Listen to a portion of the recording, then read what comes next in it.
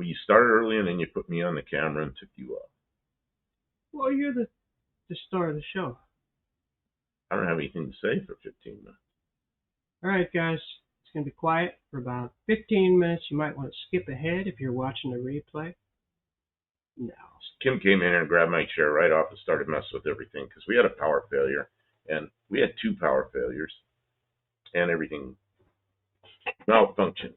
There was the whole internet went away for a while. There was a lot of malfunction. She had to get it all back. The connection between the house and the shop and everything.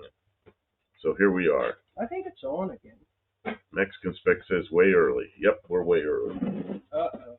Mexican Spec's pissed. He was trying to relax. You gotta come on early. Mexican Spec, I don't understand. You work too hard. What are you doing? All these streams, doing all this moderating. Working too hard, huh? Working too hard. What is even the point? I'm going to move that little table. Yeah, it's covered in stuff. It's all going to fall off. I'm going to move it carefully. Because I can't sit in my chair.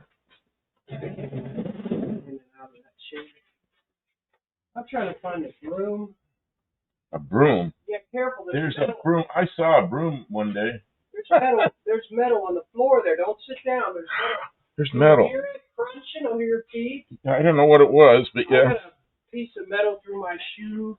That's why I have shoes on. That's why I have shoes on, so I don't get metal in my feet. I got a piece of metal soap came through my shoe into my foot. All the way, it's like stepping on a nail. Let me move my feet. There. Now I got my feet on this thing. Yeah, we were up here last night making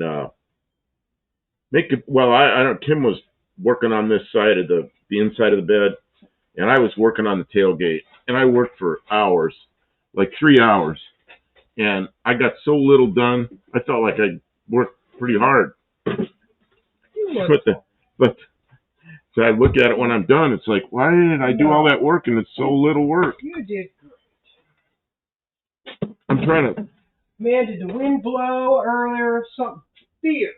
Yeah, wind was really going. Knocked out the internet. Excuse me. Knocked out the internet, or knocked out the power, which of course knocked out the internet. And then it came back right away. Yeah. But then the internet took a while. And as soon as the internet came up, bam, it goes out again. And then it didn't come up right away. So. That wind was below. Yeah. So let's use here. Let's use here early. Vintage is here. Faith is here. Tanner. Mark Sauvé, Mexican Spec. I just saw Tanner had a short asking how fast people think his the red dart will go in the quarter mile. So make sure you go check out Vintage Adventurer and leave your guess at what his dart will run in a quarter mile. Mexican Spec says, BRB, I have to get some cold water. He says the winner gets $500. I don't know where he's getting the money. Winner for what? Whoever guesses how fast is the number. No, he didn't say Taking that. donations. He didn't say that. Yeah, so, I don't know. I did so much work, I'm ashamed to even show what I did because it's so little. Well, maybe you should get and back Johnny to work. And Johnny C is here. Good evening. We were busy today, though. We couldn't do any more work. Oh no, you did. We were up. I was up until noon. I didn't go to sleep till noon. And we got new videos up on. Right. I was working on thumbnails and videos and all that kind of stuff. Yeah, we put up that video from Dallas Brown's place. And then I slept for a few hours in the afternoon. It seems like people must have enjoyed it because a lot of people watched. We had quite a few views on it. Yeah, and the view time was good. It wasn't like people clicked away. They stayed around and watched. Check your oil. Tanner says the winner gets $500, and the winner is me. Not me. Vintage. That me, not me. Him, me. Me.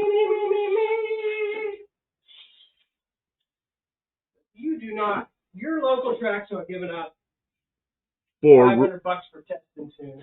Ford Rules is here. Buddy Carapano says, is Kim's new name Sweeper Girl? No, that's his. He's retired from sweeper. I was the sweeper boy, yes. He's retired. I was the sweeper boy. What was I? Oh, I welded in that. Oh, you were welding. You were welding in that. Like I said, you're working on the left side of the inner part of the bed. Set up the other camera so you can see. Yep. Because I got stuff done. We worked together. You worked on your stuff. I worked on my stuff. We worked together on some stuff. Johnny C says, enjoyed the birthday video. Hope you find that source of blower noise. Oh, it quit. It was making all that racket. I turned the vent off. That's the only way to get the fan to shut off. Turn the vent off, but then it was going to get hot in there.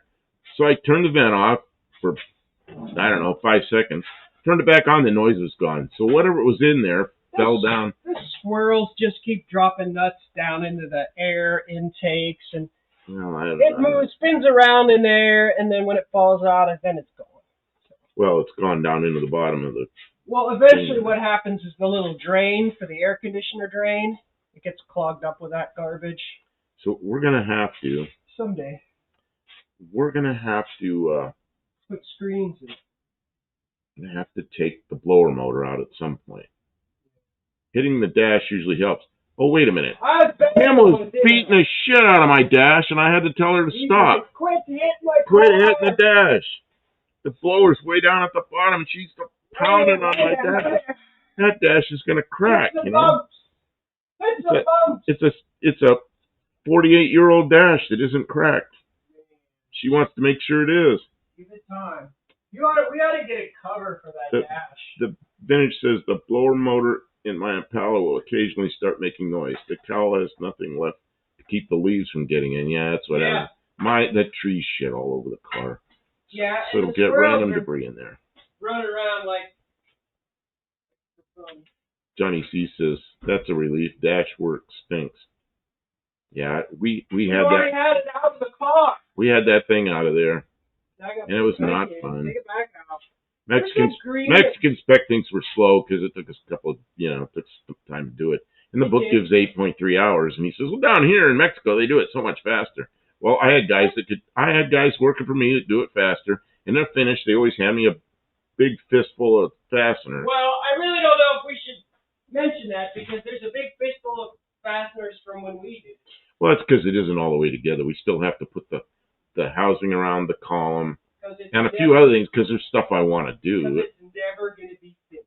Because we had to get it out of here to get this. We only have one shop. That's right. Tavo says, I'm back. Spent a bit of time elsewhere. A place full of doctors. Oh, man. Oh. Dummy here tried to do too much and had another fall. Oh, man. So how did you get to the hospital? Man, I found out that I have a muscle injury in my side, says Faith. Uh-oh. Now you're going to have to take it easy. And Mexican Spec asked her what the injury's from.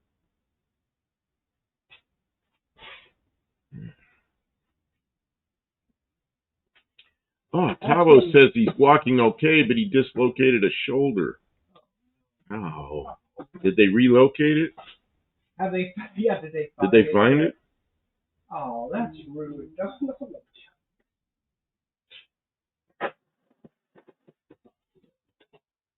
Hey, you guys are going to like it. There's a video on my desktop processing of the Bronco 2. And it seems like a lot of people like the Bronco 2 videos. And this one's me working on the wiring. And that's everybody's favorite project is wiring on 40-year-old trail vehicles, right? It's almost as fun as trailer wiring, but not as interesting. Almost. Basically, she got hit by a car back in October is when the injury happened. Yikes. Buddy Carfano had a heater core replaced. Dash made rattling noise when I got it back. Those are not fun jobs. There's just when you do one of those, there's so much apart. You got to be really careful putting it back together. Shut up, Tanner. Tanner comes in with the, I actually enjoy wiring. I like wiring. Well, Tanner, you can watch my video. When it's all brand new and everything, it's so nice. But usually I'm working on something that's old, and I'm trying to troubleshoot a problem. And I find, like, there's bad grounds everywhere, and there's wires that you move them. You move a whole bundle, and something goes on and off. And somewhere hidden in there, there's an open or something.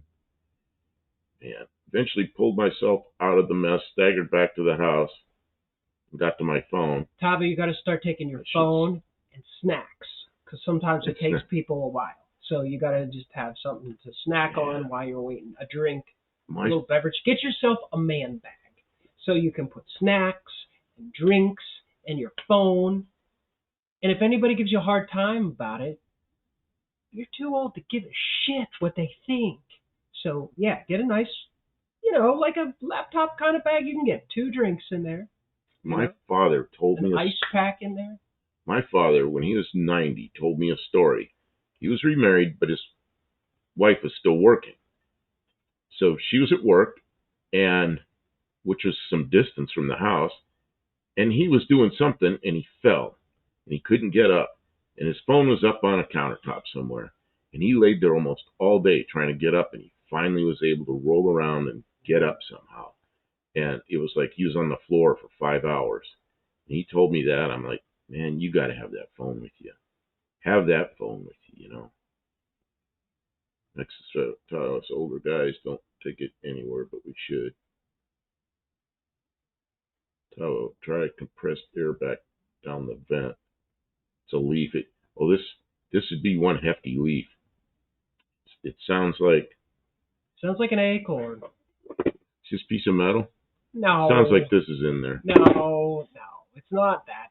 But it sounds like like a socket. You know the little hat that goes on the top of the acorn? It sounds, or maybe a shell. Sounds like a 11/16 socket. Oh, Tavo's trying to drag boxes of car parts out of the shell. I've got these boxes, these bins up above. Well, you could see one over there, a gray bin up on the shelf.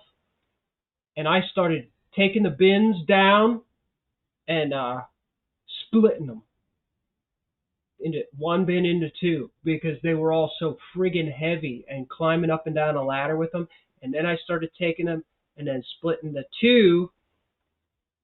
One went in the trash, and then I split the back into 2 bins, because I just can't do it anymore. I put that one up there with the old license plates. It's stacked the whole way up with aluminum license plates. I could barely lift it. Faith is asking where Braden is. Is he even here? I haven't seen him yet tonight. Do not see him. Got a couple of new people in here. R. Button. Is he new? I don't know. Welcome in. Got a Volvo picture. And Robin Banks. Robin Banks with an AMC. Who was it had the quote? We had to look it up. It was a quote from the Meat Puppets. I think that was Robin Banks. Robin, you made us work there. I had to cut and paste that into. Yeah, find out what and then we watched the video. We watched that video. We watched that, and I knew the song, but I realized that I had no idea what the words to the song were. It's been a while since that song's been around. Luis is here. Welcome in, Luis. For our metric viewers, 11/16 socket is the same as a 17.4625 millimeter socket. That's how Airbus does things. Airbus, airplanes, they are so bent on everything being metric, but all the aircraft hardware is SAE, it's AN hardware.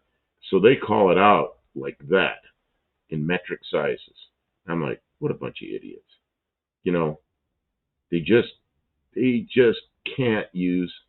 They can't bring themselves to use 11/16. They got to call it that. But most of the hardware is much smaller, but it's still really weird metric sizes. Luis is here. Good evening. We might be able to take the cowl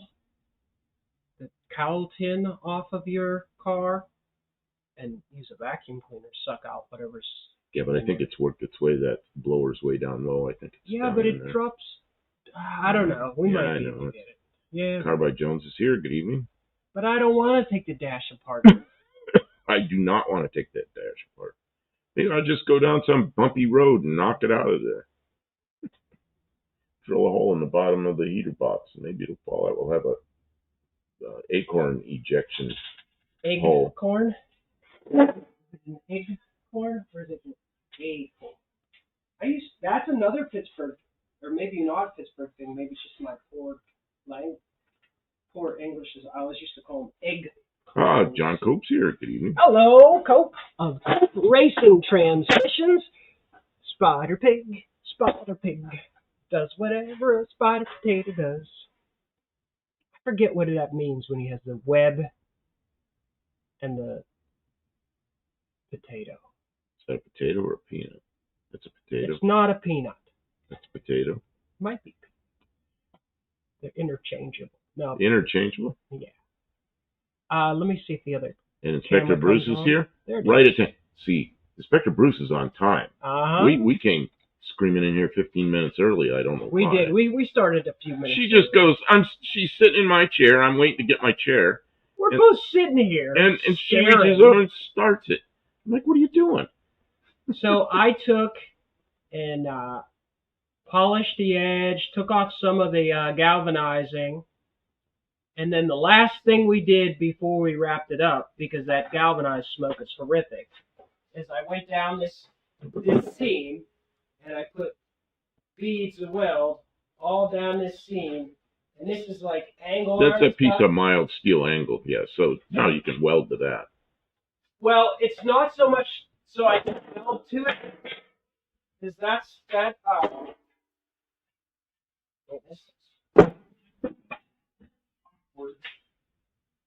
This goes. Tahoe's the people that annoy him, even in metric country, is people that insist on quoting wheel. I don't know what PCD is, something diameter problem. It has like that's the bolt circle at 101.6 millimeters or 114.3. Just call what it is, 4.5. Yeah. Yep. Same. It was the same way with the Airbus people. Oh, and it reminds me, is before I can affix this perfectly into position, I have to cut the. Yeah, you need to have the mark and cut a hatch over there. Hatch, yeah, service hatch, so we can. Dr. Goes here. The lights and whatnot. Because I just need to finish. I need to finish watching your video with Dallas, but I keep working late too much. Oh, it's not going anywhere. It's just fun. There's not anything like critical to know from it. It was just us hanging out. There's like a minute there where they're working on Dallas's project where you get to see the rear end. What was it? A 9.3 inch something ring and pinion like that. 9 and a quarter, 9. Huge, huge job with 13-inch. Pontiac Oldsmobile rear end from something. Yeah, it's big. Giant drum. Nobody could break. Yeah, he's never gonna wear that. It's for a full size car, and it's narrow to fit under that little Buick. Yeah. Oh, they can't see it. You turned it off. Oh, you want this turned back on? No. I thought it was on, but it's. Oh, I didn't show him this part you did. Do you want to save that as a? Well, now it's looking at the back of my head. Well, hold on, hang on over here. That's what Bob okay? Yeah, I'm starting to work on that swoop that's going to go across there. And that took hours. I have to cut each one out and then put it in the brake and match it to those so they're the same each side, and then do two, and then do two more, and then do two more, and one of them wasn't right, and we had to cut it off and reform it a little bit and weld it back on. And we even showed that in the video. Kim videoed me explaining how I made a mistake. You did potentially do some videoing. So, and then that weld broke up there on the top. We got to get that ground up. Someone broke a weld? Yeah, remember? that little tack weld right there on the This end. one here. That one, that needs to be ground off and redone. Oh, yeah. Well, we should do it Well, we have to do this whole before it gets inside. misaligned. Yeah. Yeah, but I don't want it. That's holding everything aligned. Let's see here. Seeing Dr. Go saying he missed Mexican Specs last live. Luis says I'm watching some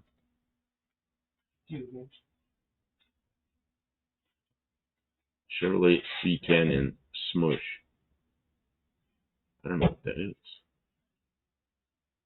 Johnny C, they were driven, but still had to walk swift pace and turn it. Still walk each day for an hour just to keep going in retirement. Oh, I see. Oh, yeah. Yeah, that's something Kim gets on me. I need to walk more. Because I walk like an old man. And I don't know what happened. It just happens. You started not needing to get up. And then when I cat Don's here, good evening all. It's at that time again already. It sure is. Dr. Ghost says I heard Dallas talk about that big rear on the Wednesday live Tech Talk with Shane. Yeah, they were talking about it, isn't it? Yes, hefty. And then Luis says that's very perfect. Tavo copped quite a smack on the head after the shoulder failed. Man, I was hoping that might have reversed the previous issue.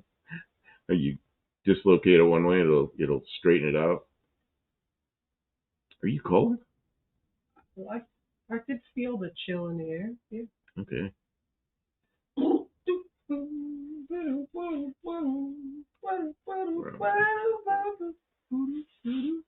Mexican Specs is always the next one. Well, I've missed a couple of his lives, and I caught that one on Sunday night. There were a bunch of cars I'd never seen. He had a lot of new cars, which means I missed a couple of them. And it was good to see all those. Finish says, that reminds me, I'm probably going to have a custom hood scoop on the race scamp when I get the tune ram on the end. Oh, that's probably supposed to be tunnel ram. On the engine. It'll likely be pretty cool. Yeah, look at what Dallas did on his Thunderbird and what Dylan Levi did on his Laguna. They're different from each other, but they both did a really nice job making a hump for whatever's under there, whatever lives under that bump. Dr. Go wants to know if it'll be made of sheet metal or fiberglass or something else. Something else. We should make them a fiberglass one.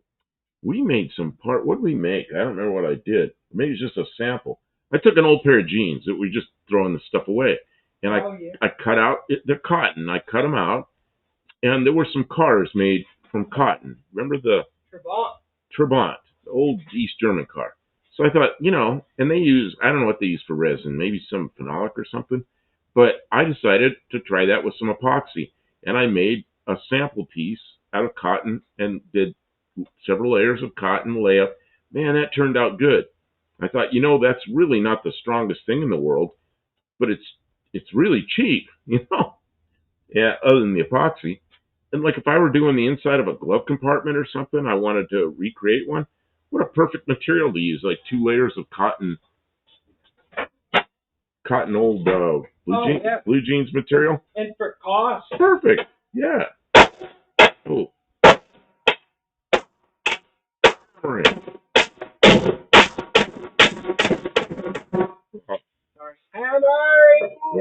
Where's my thing? Oh.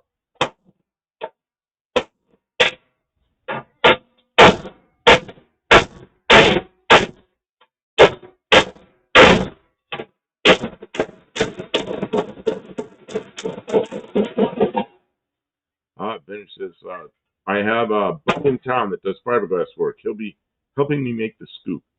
That's a good thing. Get somebody to help you with something like that the first few times through. Yeah, and make somebody else do the work. And then you'll become the expert. Well, I've had people help me with fiberglass, and And what I learned was some of them really know what they're doing and some of them don't. What I And learned some of them sucks. do things differently.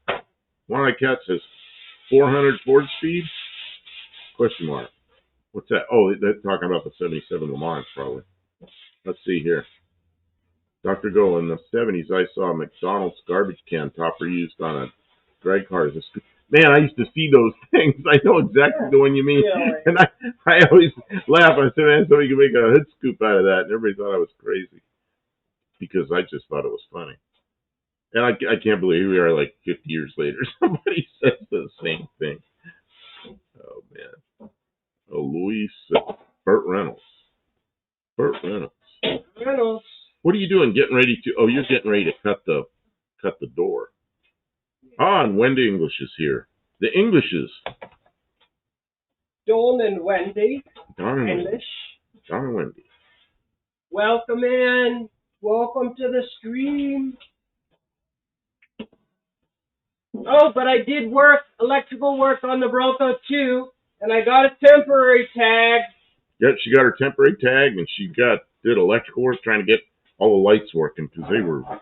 And I didn't record it, but I fixed a little bit of the plumbing for the fuel lines because while I was trying to fix the electrical, I had to keep turning the key on, and the fuel pump blew out the return line, so gasoline was going everywhere. Oh, so gasoline and sparks.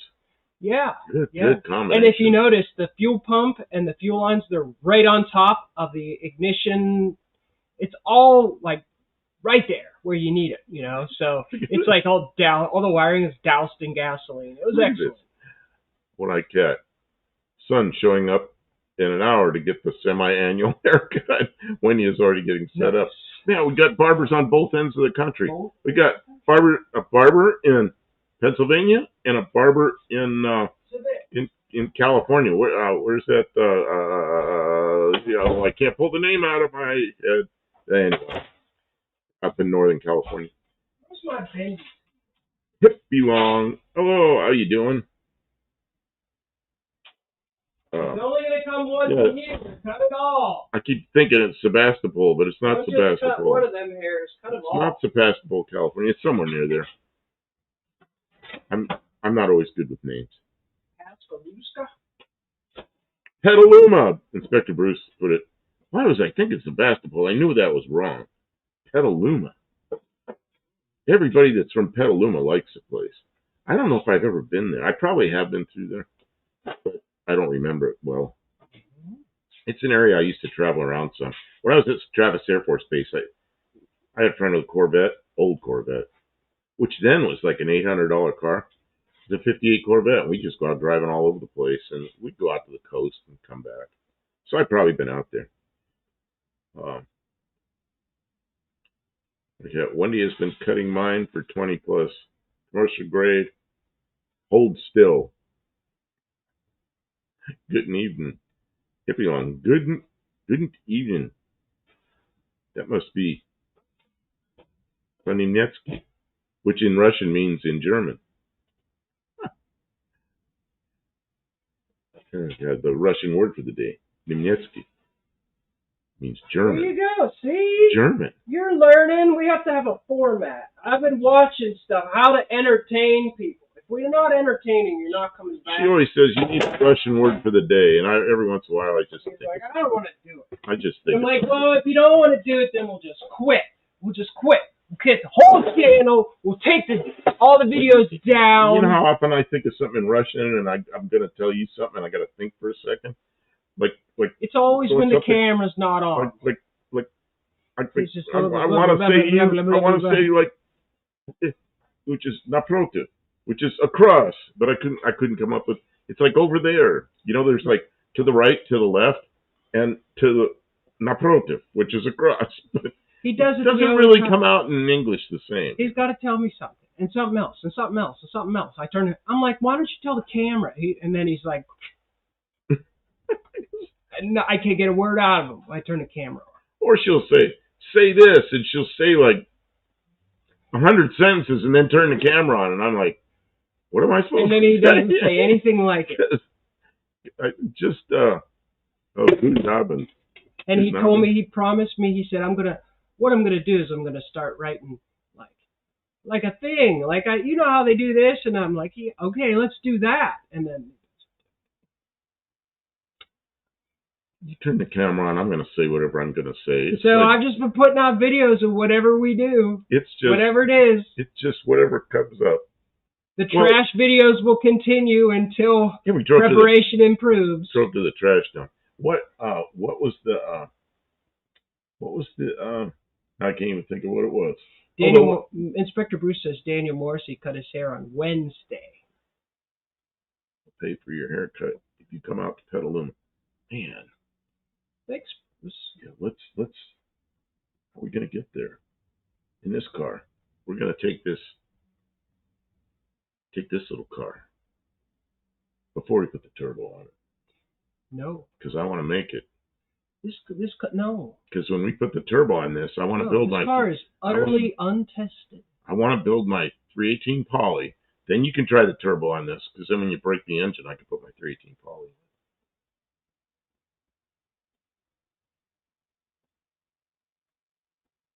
Oh, that's a big issue with translating between language. You often have to reshuffle the words. As in French, use adjectives after nouns. Oh yeah, Spanish is all backwards, and then Russian, you try to do the same thing as Spanish. No, Russian is not backwards. Mostly it's not, but it's the grammar's horrible compared to English. Yeah, and then there's some words that just they don't translate well. Don says, Wendy, final spin for your washer. Humming nice and smooth. Yeah, we ran wash today and everything worked. Oh, it's an electronic washing machine. It has circuit boards in it. It's got a mind of its own. And you can't go through and force it to do something you want it to do. It's going to do what it wants to do.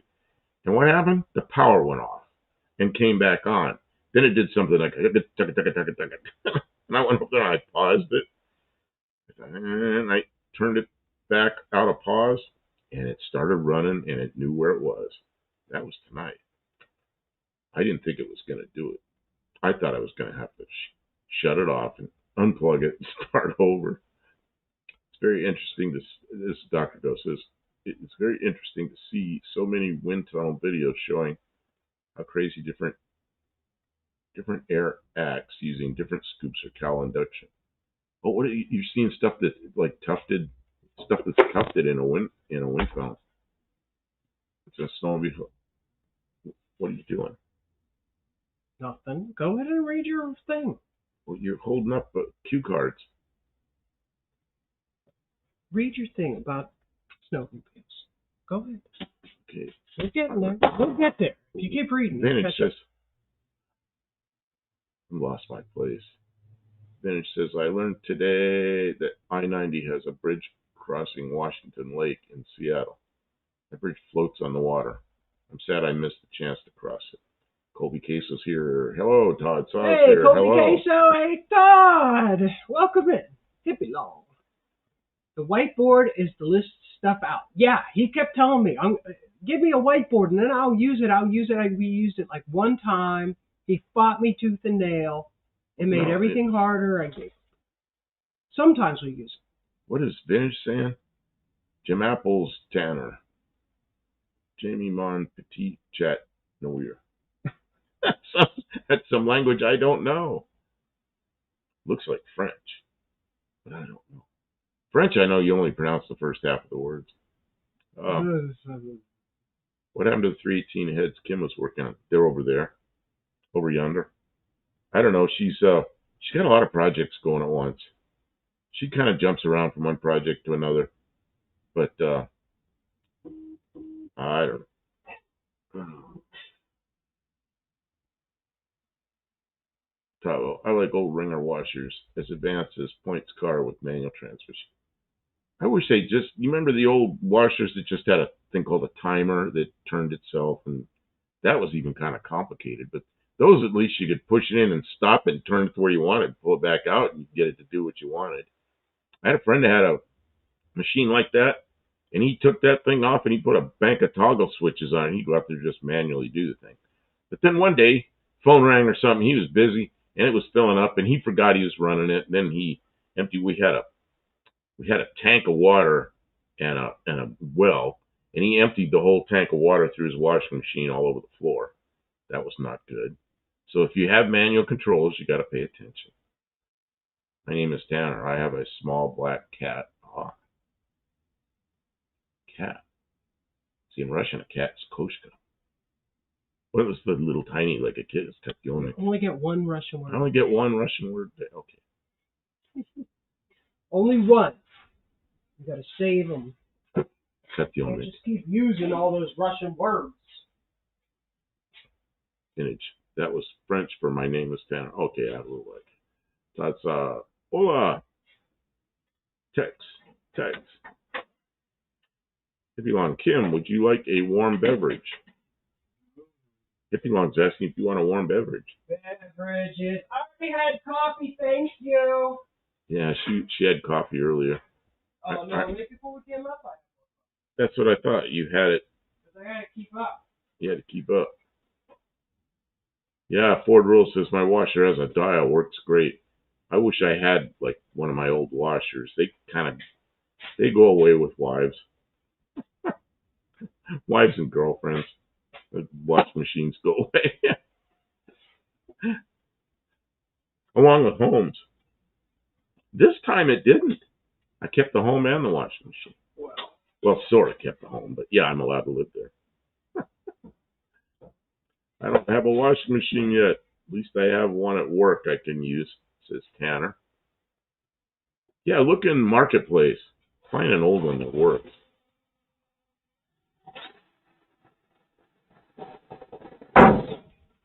Kim's a drilling. You don't want to put the other camera on? Just drilling a hole. Just drilling.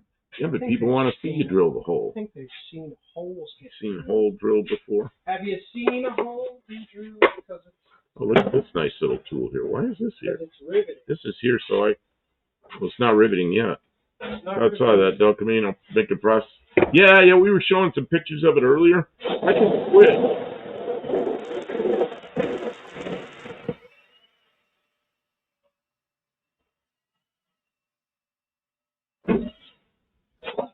See, you are on. See those pieces that I was doing yesterday going up onto from the tailgate up to the top of the tailgate? That stuff, man, I spent too much time on that, and I still have a bunch more of them to do. And then Kim was working on the inside of where to mount this inner fender. And right now she's got to put there has to be a removable panel there so you can get at the wiring like in front of where the taillight is.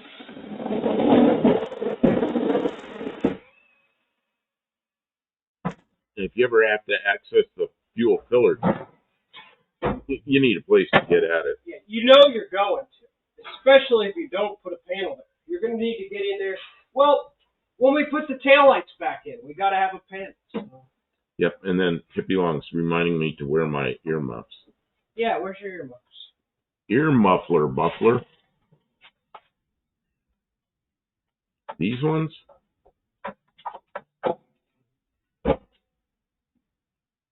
I think the problem is not that he can't hear, it's that he can't listen. Police says 1970.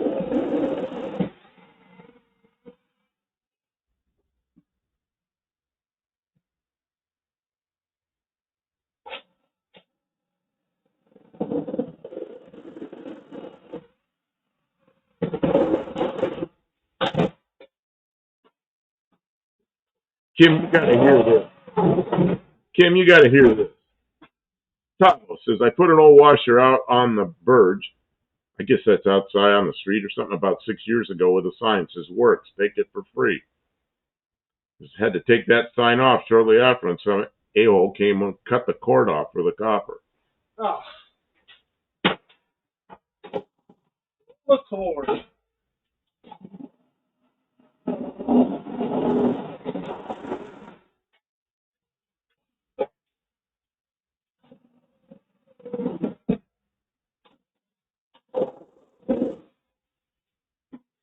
That's how it is these days.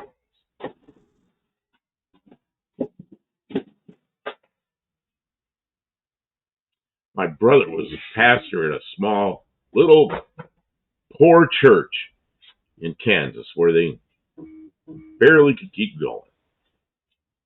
And they came in one Sunday morning and the air conditioning didn't work.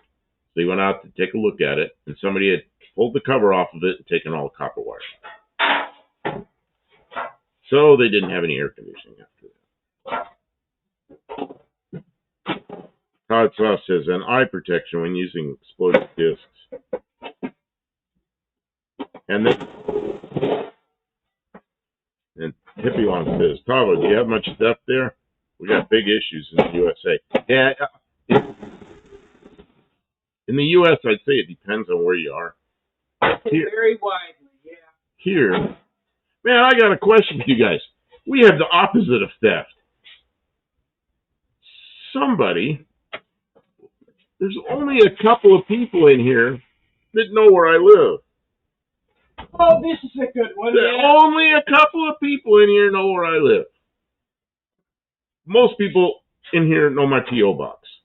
So, yesterday, a box from Amazon shows up. And I said, Kim, you got a box from Amazon? She goes, no, that was on the front porch. I put it on the back porch.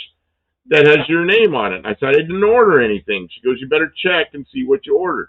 So I go, look, I cut it. It's all wet because it's been raining. Open it up, and there's brand new, some kind of weed killer in there. But man, I didn't order this. So I went and I looked. I've never ordered that. But it had my name on it, my address. Kim did not order it. Okay. Who sent me weed killer? Oh, man.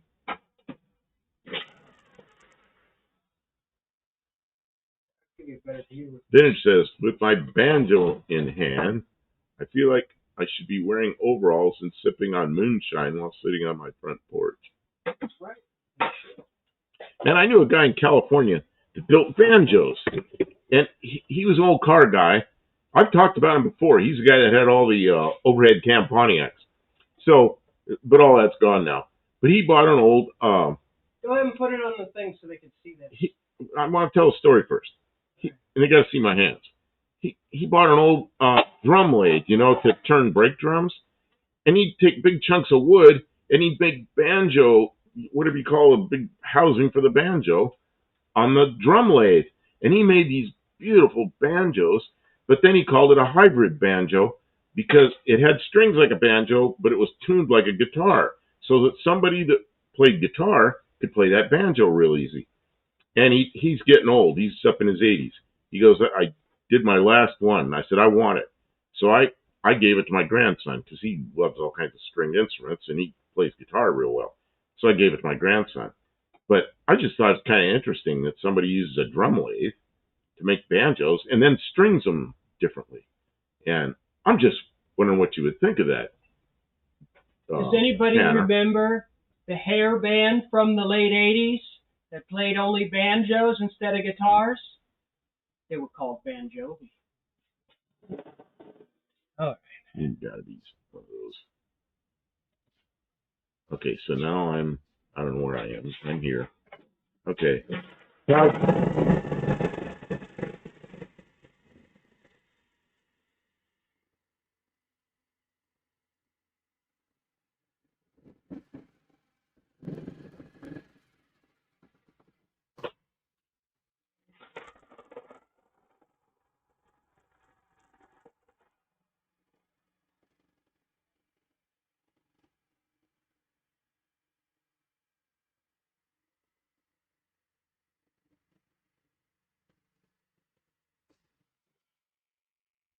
So, Tavo says, a neighbor giving you a hint? That's what I said.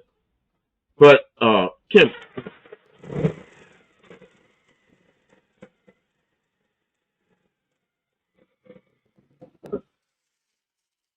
So that was my thought. Some neighbor thought that, man, they think our place needs some weed killer. But you know what it was? I think somebody in here, I was talking about where my CV antenna is going to go. There's some poison ivy there. And I would bet that that's what it was about. But I'm not sure. I got a thought who it might be, but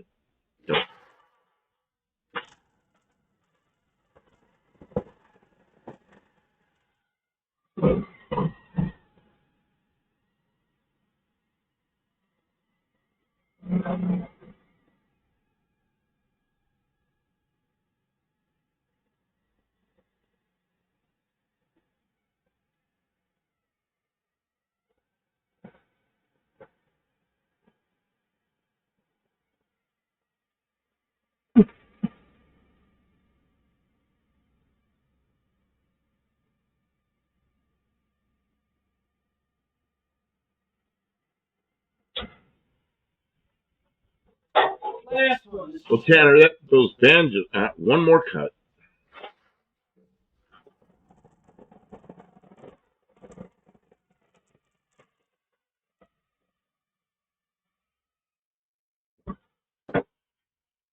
Okay.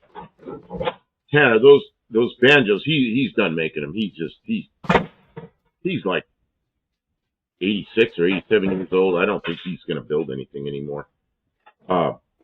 He made quite a few of them. It's kind of a hobby, but it turned into a business, and he sold them. Ow! Fudge! There was a store in Nashville that sold them. He sold a lot of them to a store in Nashville. And then there were a few other people bought them, and then I got the very last one for my grandson. So it's just kind of interesting. And I'm not a musician, so I didn't even know how all that worked. Hippie, that's my namesake.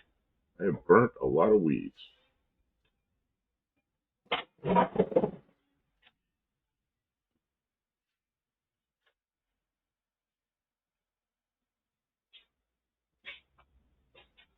Granddad Shunk, today, Buff and Kim. How's it going? Sounds a bit sore. Oh, it's just Kim's cutting with that big old thing. And Luis wants to know if you're okay because you're screaming like you hurt yourself. It did. It hurt, but I'm not injured. She's not injured, but she said it hurt, which means she probably pinched something or dropped something. This tool fell on my ankle. It was like, give me the chop. Oh. The chop. Well, you know that tool she's using, that cutter, that shear works like it's got a blade that goes up in between like this, and it goes cut, cut, cut, cut, cut, cut, cut. Makes a big old curly cue. And when that thing's cutting, man, it just cuts like butter. But then sometimes it gets hung on some little edge or something, and then it doesn't go anywhere. It makes a lot of noise, and it's really aggravating. So last night I was using it quite a bit, and sometimes it was cutting so well, and then it binds up, and then it doesn't go anywhere. It's when it works, it's great. But when it doesn't work, it's the worst.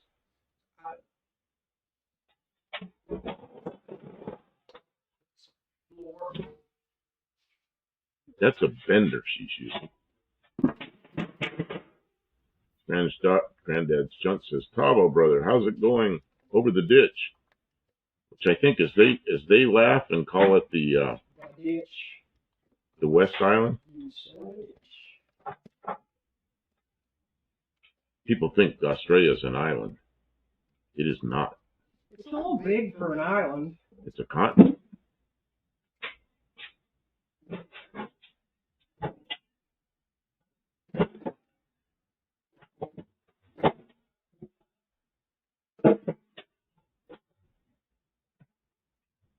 Kim. What? Your whole butt's showing. I'm going to take that off. Okay. It's like that plumber's butt. Really bad.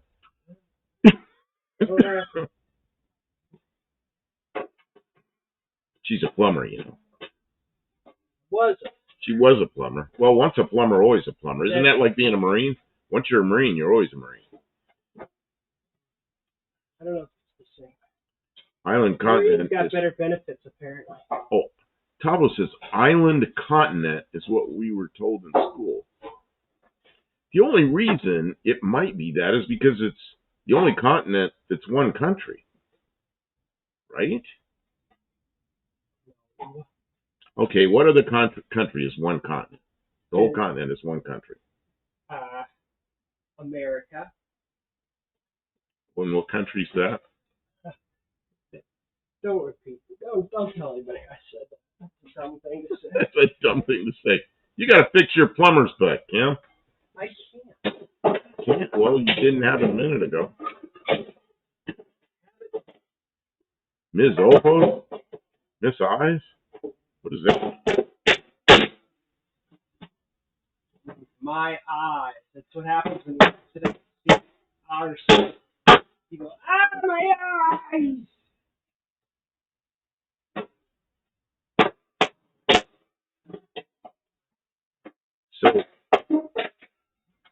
So Tavo, you had school and everything there? I bet they had really good school there, actually. Australia. I bet they had a school where students had to respect the teachers. That's what I would expect, because that's how it used to be here. I don't think it's that way anymore.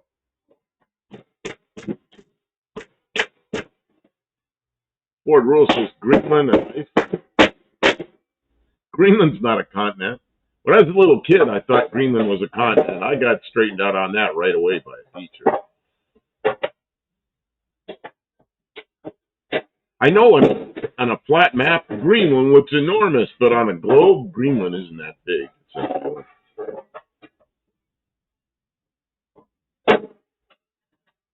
Then it says, I've heard tell that New Zealand is technically its own continent.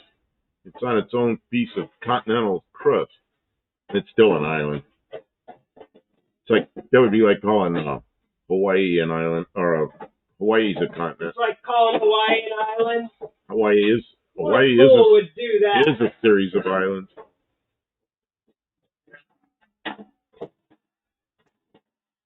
But under a gum tree using a slate.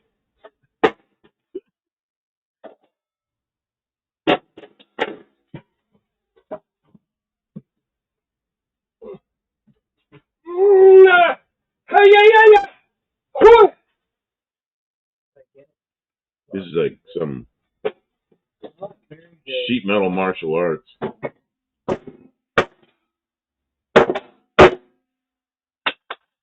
Granddad Chuck says most of New Zealandia is underwater. John Holmes says Greenland is about the size of Mexico. I don't know. It could be. Vintage. What are continents with big islands? The one that gets me is Europe and Asia. I mean, all the continents are divided by oceans or little tiny slits of land. And Europe and Asia is divided by a mountain range that's enormous. It's like that should be one thing. That's a strange one for me. That would be a big continent.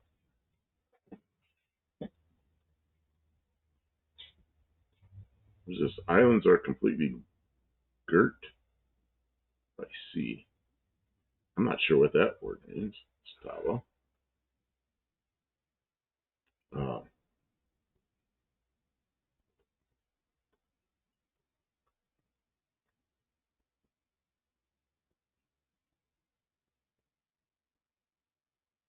So how many of you people down under have ever been to New Guinea, like Port Moresby or something? I'm just curious. There's a guy I watch on YouTube that flies an airplane around. He's a missionary, and he flies for a missionary, I guess, and he flies a single-engine turboprop around all these little villages, really tiny places, out in the mountains in New Guinea. But every once in a while, he makes a trip to Australia in a single-engine airplane. That's kind of interesting. But I just wonder if anybody has done that. Then it says Europe and Asia are often grouped together, but the huge mountain range and cultural differences are what make them considered different continents. Yeah, I guess.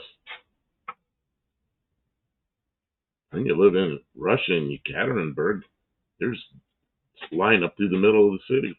Do you know where Europe and Asia. Oh, girt means surrounded. Do you know where Do you know where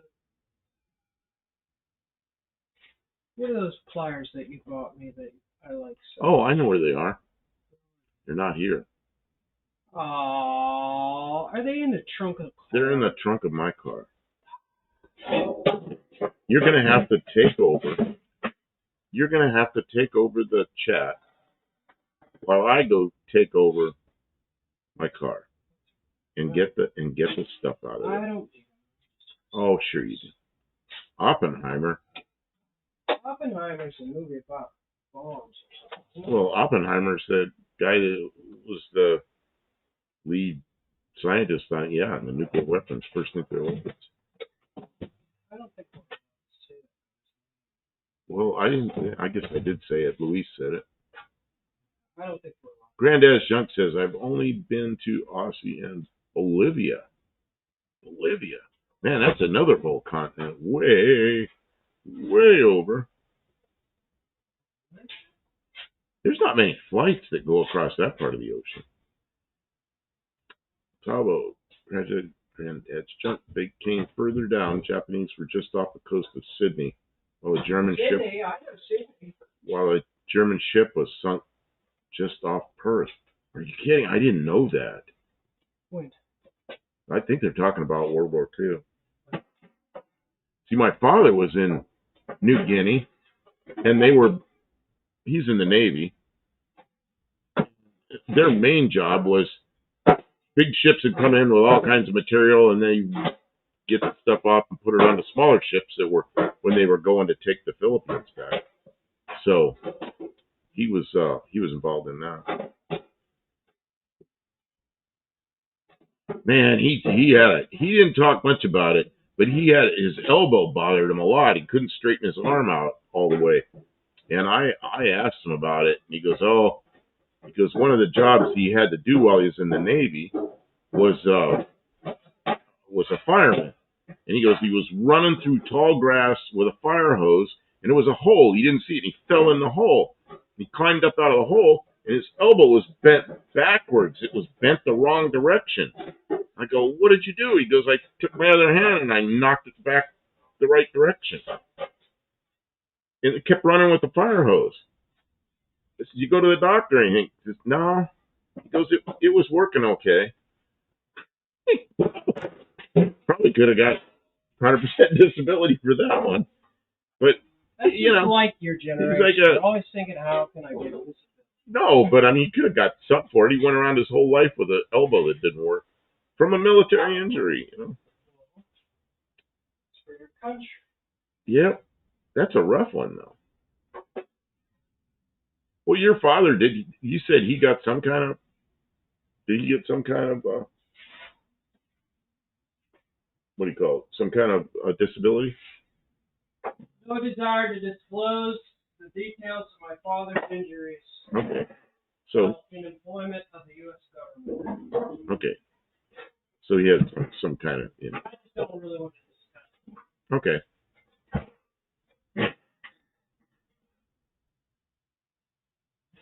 Louise says 1967 F-150 was in Robots from 2005 movie. Thomas says 2 ship battle off Western Australia. Neither one, both sunk each other. HMS Sydney and HSK Cormoran.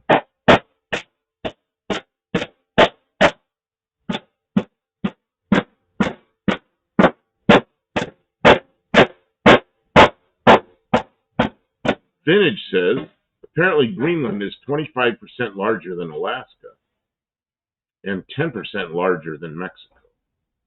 Oh, and Thomas said that was 1941. My father didn't get there till probably 44. Maybe late 43. Probably 1943.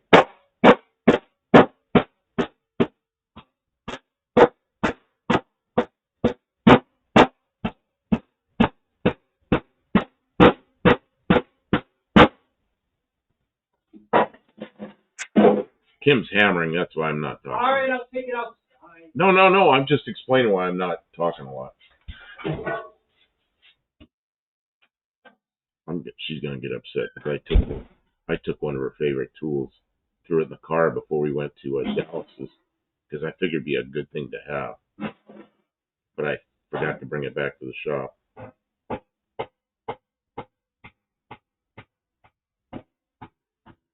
Everything. I've been watching Aussie and New Zealand war stories from Vietnam. Do you have the real Vietnam flag? Or the most feared troops? Ghosts of the Jungle. See, there was a different Vietnam flag I knew. That's the current Vietnam flag, which is from the north. The SAS was feared forest ghosts. Fellow to accept it, Buff. That tool belongs to the Zephyr now. You know what I did? I just grabbed a yellow toolbox, one of these plastic ones. I threw some screwdrivers, some various wrenches, and a cool pair of pliers, and just some sockets, I guess, stuck it in the Zephyr. Just for the... I would hate to be out on the road and have some little problem and we don't even have a screwdriver, pliers, or something. So, you know what? That box is just an insurance policy. You're never going to need it unless you don't have it. It's kind of like not having insurance in a crash.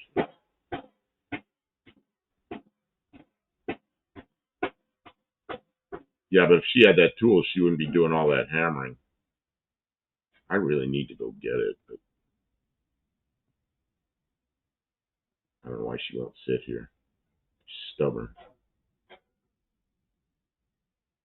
You know, that Zephyr ran great. We drove down there and drove back. Didn't have a lot of traffic. Very pleasant.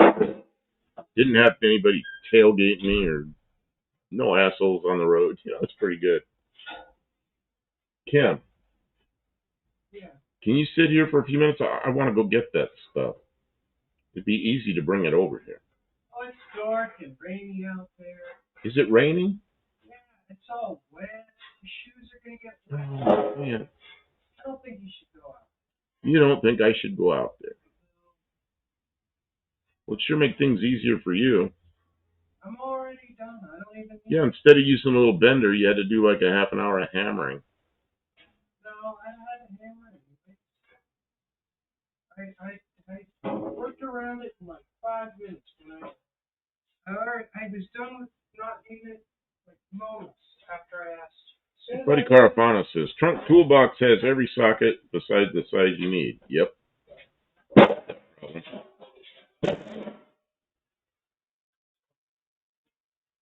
Just make sure you have a 3/4 and a 7/16. That's also a 19 and an 11. If you ever need those. I even had a 3/4 inch socket that had 19 and 3/4 printed on it.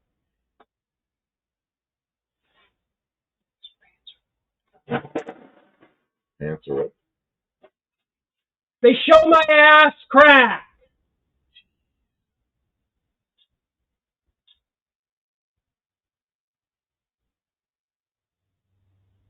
Okay. I'm trying to get something done. And it's, oh, your ass is hanging out, Kim.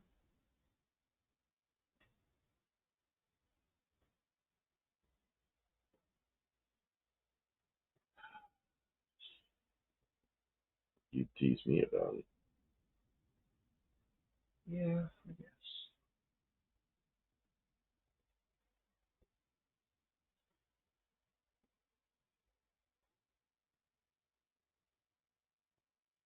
I feel like working on your tailgate thing. You want to sit here and I'll work on the tailgate? Okay. I can do that. Kim's going to sit here. I didn't get to go out tonight because the weather was bad. You missed your meeting and you're upset. No.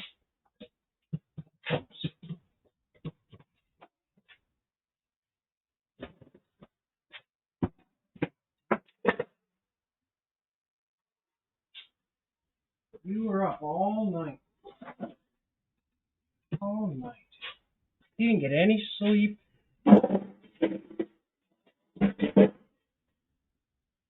You're mad at me. No, it's not your fault.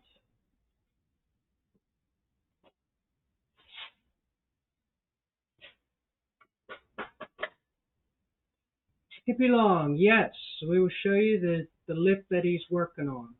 As soon as he gets to working on it, we'll turn the camera back on.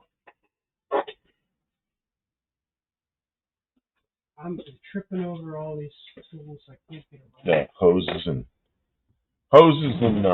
No room to work. cords. Because we're trying to do two things at the same time. The welder is right where. Can't see nothing.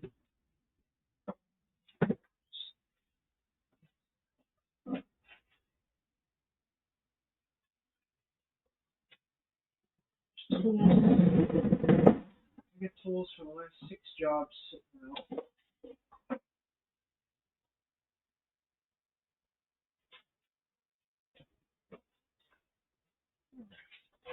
Here it goes. Here it goes. Here it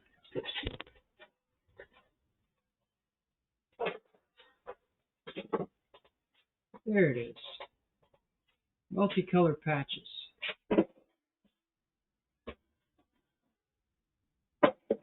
Ken from Mean Street Mopar is here. Did you find a way to get that flywheel yet? Did you get your flywheel? Like a way to get it shipped.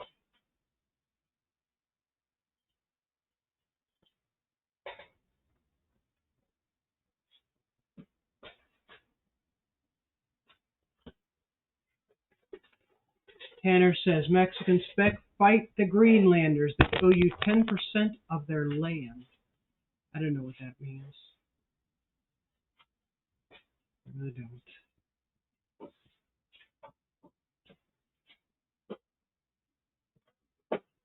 Tanner says, Mexican spec says they don't want Greenland because it's covered in the white stuff. Yeah, well, you won't be laughing when global warming melts that ice and it's the only habitable place on the whole planet left. That and Antarctica will be all that's left. We'll all be living in what's left of those frozen Antarctic pyramids they're always talking about in Conspiracy Tube. Do you guys ever go down the Conspiracy Tube section of the internet where they all talk about all the stuff that's made up to try and hook you in? Like the Oak Island videos and that garbage?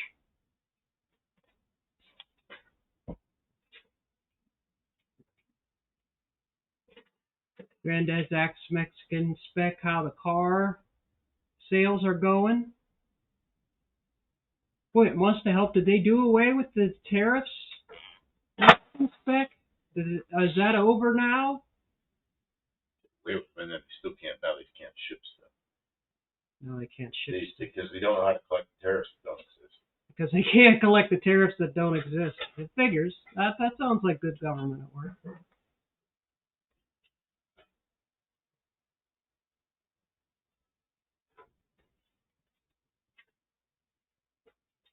Two-door Diplomat with a V8, but it was pretty beat. Well, they're all pretty beat by now, Mexican spec.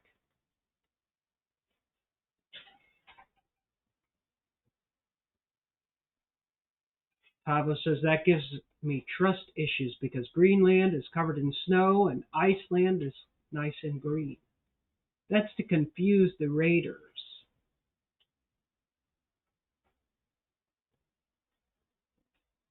Tanner says Antarctica is actually just a huge cluster of islands that are covered.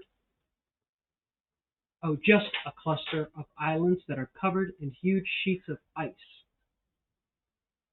I guess. I'm sure they know what's under there. They've got satellites.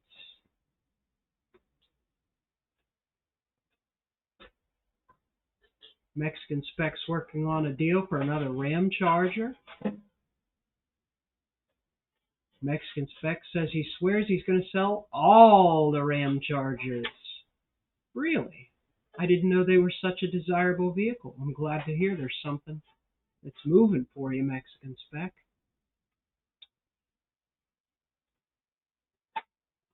Mexican spec says right now there is no tariff on the sales.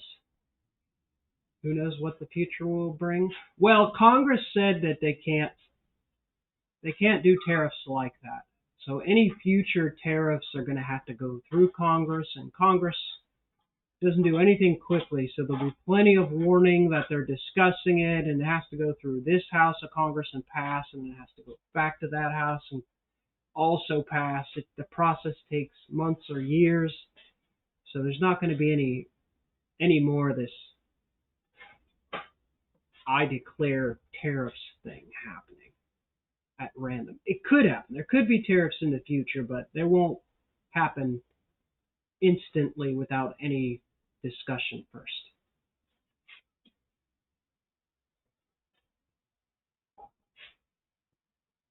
Mexican Spec says, no, they aren't. Do you not watch my lives? I show clean original cars.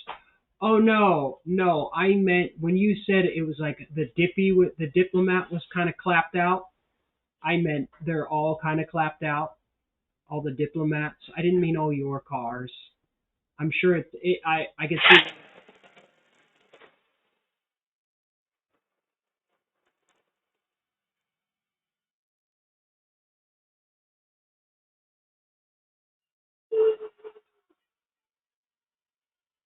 You're making noise. I'm trying to talk here. I'm doing something really important.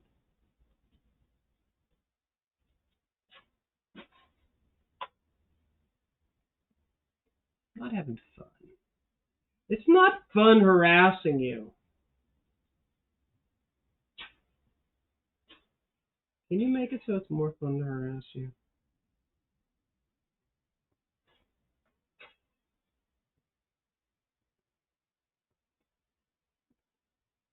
That's right, Mexican Spec. He's occupied right now. Starting a war in the Middle East it's pretty, takes a lot of your time. Tanner says the most accepted hypothesis on Iceland's name is that there was an attempt to persuade people to not come there. Iceland is also quite volcanic, if I'm remembering correctly. Yeah, I heard that too. They have like hot springs or whatever, stuff like that. Mexican Spec says if I had the funds, I would buy the cheaper ones, recondition them, and sell them from here. It's actually cheaper for you to buy them already fixed up and sell them than it would be to buy cheap ones and have the repairs done. That doesn't surprise me, I guess. It's that way here too. It's actually cheaper to buy a vehicle that's already been fixed up from somebody who's ready to sell than it is to buy something desirable and then pay someone else to make repairs. It can be really expensive.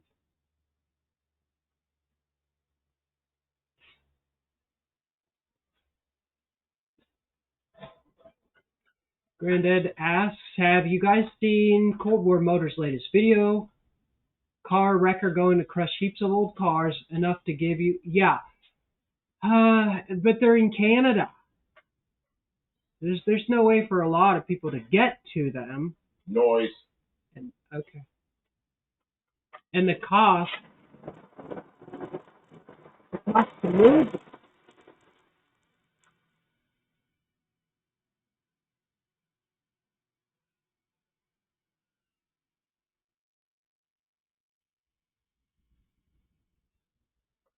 Cost to move them around exceeds the actual value of what they are now. Now, if they were all fixed up, and then a bunch of those cars, those cars are all wrecked, so they can't be retitled.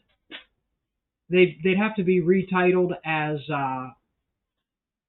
like rebuilt. So there are titled classic cars. A lot of them have had parts stripped off of them, and they've been sitting for decades. I mean,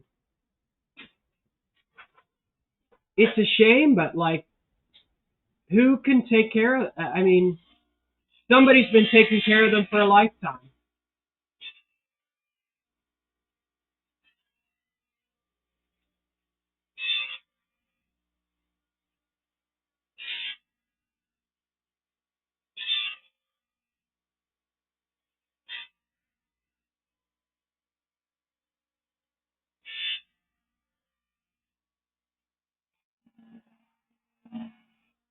Oh, this thing just blew on fire.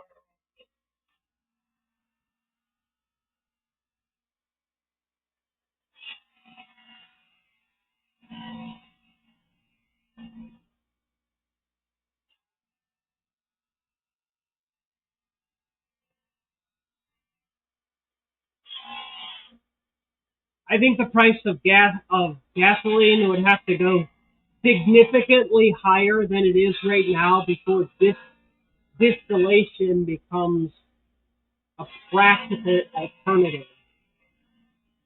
I guess labor and energy intensive to do distillation of a large amount of fuel. You know,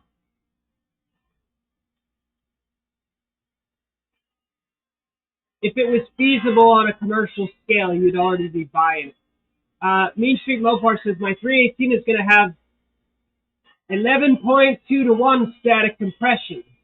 With the cam I choose, the dynamic compression will be around 8.5, so I should be able to get away with running 93 octane pump gas. That'll be a nice hot running engine. You'll be able to run E85 if you have the compression ratio set up nice and high.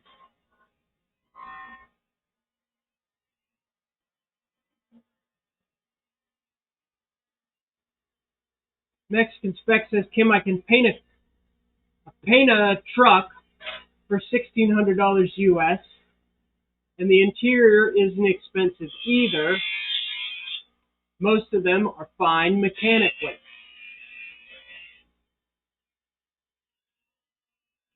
I don't know. It would have to be something that you really wanted to do, Mexican Spec. And sometimes you'd make money, and other times you'd run into trouble. Granddad's Junk says, if you live in a warm climate, grow sugar beets, high sugar content. I mean, that's assuming you have enough acreage to grow enough sugar beets that it's worth using it to produce I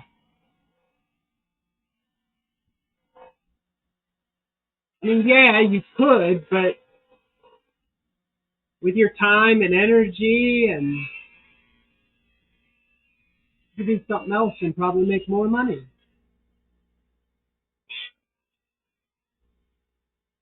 Granddad Junk says, that's the problem, Kim. Those 5758 Plymouths, I would love them. I mean, that's why they still exist, because they're way, way out there. You know? If they were local to some place where there was people doing that kind of restoration work, they would have gotten snatched up decades ago. And that's why they ended up there. Because someone dragged them out there and parked them in a field, never to, you know.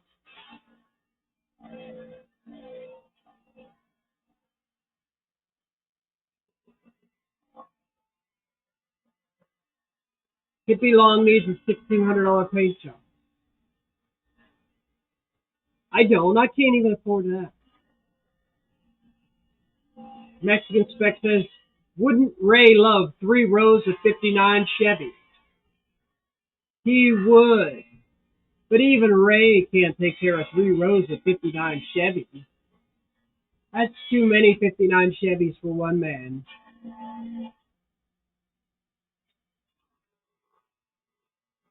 Mexican Spec says, not yet. I have to test this shop a few more times. The last job is average at best. Yeah, you had some...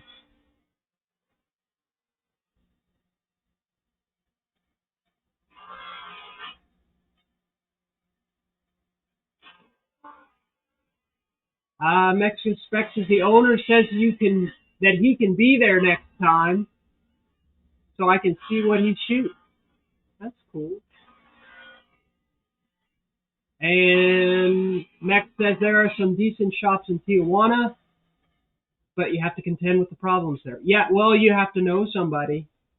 Yeah, I assumed you knew somebody's Mexican spec. If not, you really have to fly under the radar. You got to kind of be very quiet. You start making too much money or being too successful and someone notices, you could be in a lot of danger. Mexican Spec says, I live for getting these cars and trucks into the hands of people. Getting these trucks into the hands of people that will care for them. It's actually not easy at all. It really is. I mean, they're tossing them in the shredder faster than every mechanic worth their salt can bring them around. You know, only a few are going to get saved. Honestly, it's getting to be where if people offered me cars for free, it's hard for me to say yes. Because like I can only have so many. If I bring something in, I got to get rid of something. You know, look Freiberg. He just put out a video. He's getting rid of some of them, some of his vehicles. He's asking really reasonable prices for them. Like they're not junk. They're stuff that he's gone end to end over with a TV crew. You know, they're television cars. They have history and documentation, and they've got good, nice parts in them. And he's asking real reasonable prices. He'll probably sell them, right? But a regular person, it ain't easy. I don't envy you trying to sell classic cars to people. The market can be a tough market. People want new stuff. They don't care. They don't care what it costs. They don't care. They'll just declare bankruptcy or they'll wreck it or something like it. Set it on fire and make somebody else's problem. The world is crazy. What the truck was to what it turned into, it was a huge transformation. Yeah, it looks great. There's always going to be flaws, though, especially when you're trying to do things on a budget. Blue Grit says most people buy the cheap 80-something octane gas. The 90-something gas sets in the underground tanks longer and can get stale.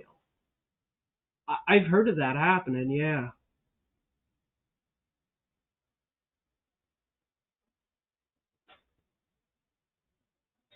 Granddad's Junk says, Kim, you guys must have a large section. Looks big on video.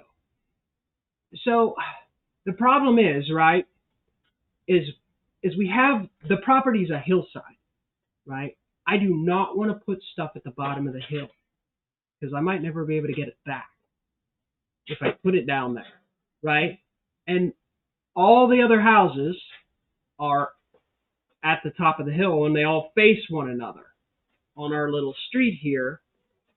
So the only place I have to put the car is out in view of the neighbors, right? And I've got several cars that haven't moved in a couple of years, and that's a no-no. You just don't do that in proper society.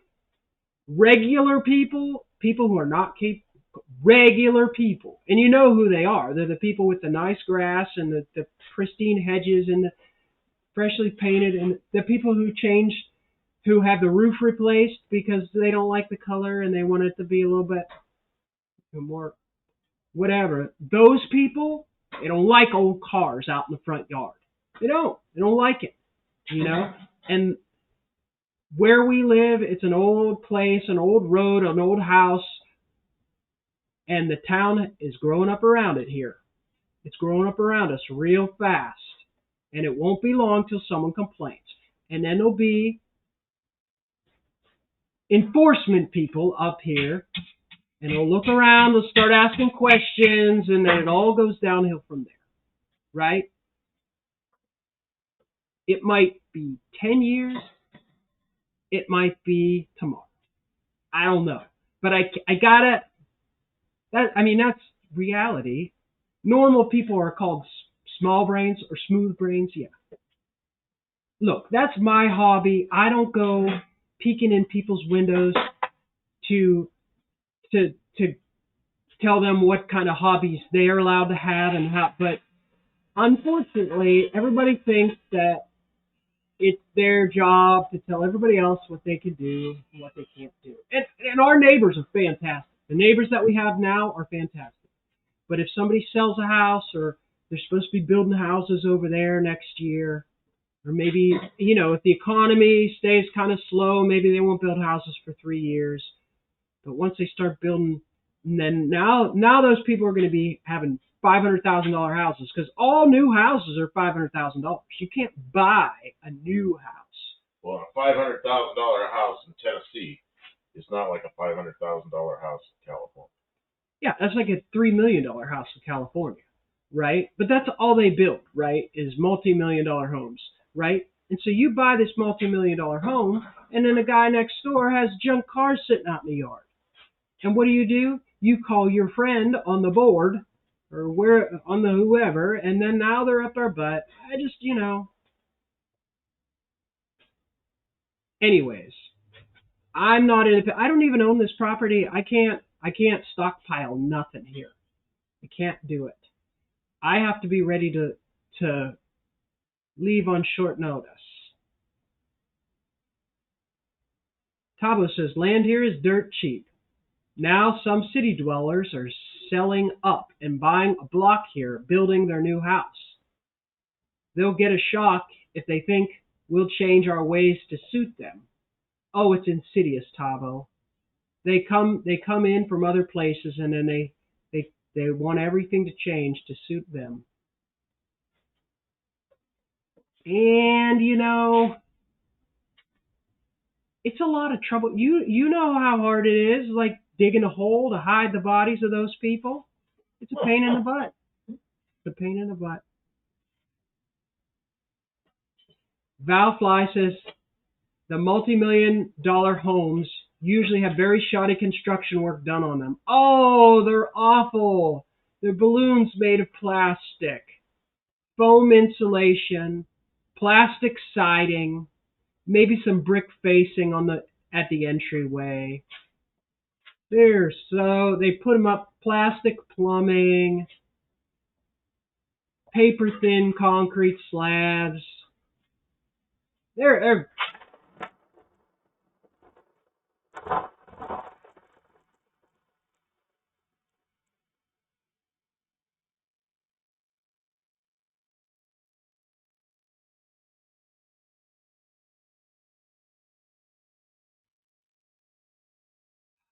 I moved here. I thought, oh, surely I moved to Tennessee. I'll be far enough away from some of that mess for a little while, but no.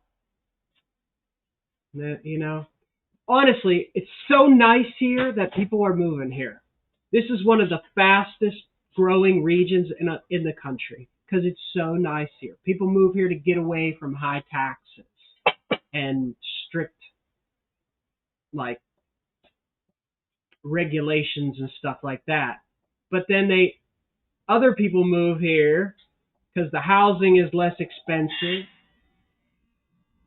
It all just chases you. It chases you.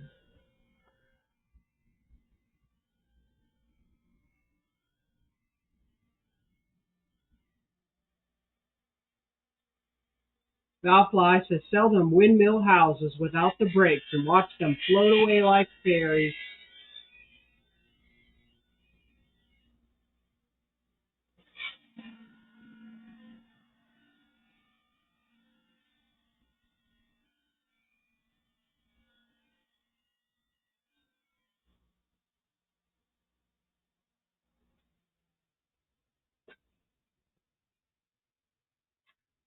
Hippie Long says entertainment industry moved to Tennessee. That's why. Some of them did, yeah.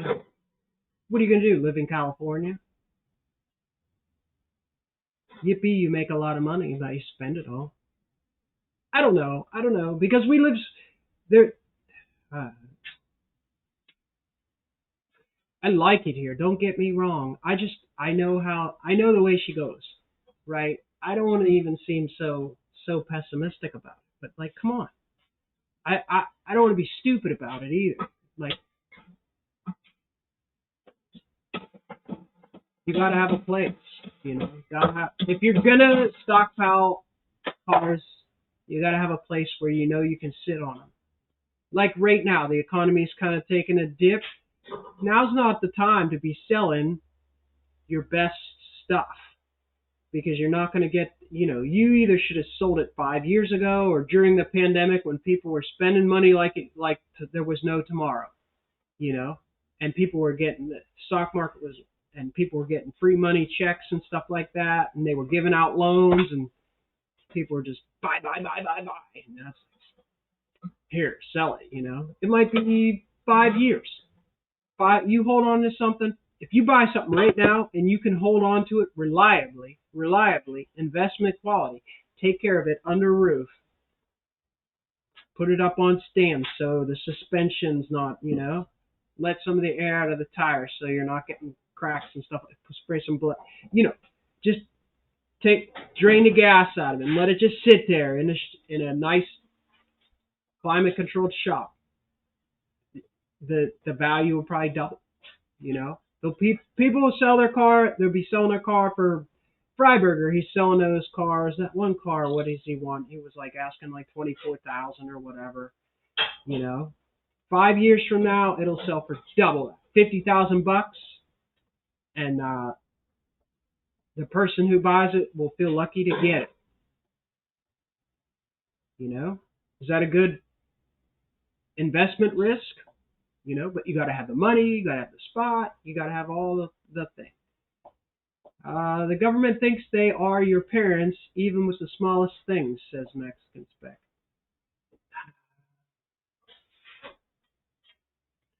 I think they do. Why are we staring at the tailgate? How's it going over there? Doing boring shit. It's a little bit slow going, yeah. Did it? Tweak it. Mexican Spec, they got to make sure you're not making any money. You're not getting ahead. You got to know your place. Got to know your place.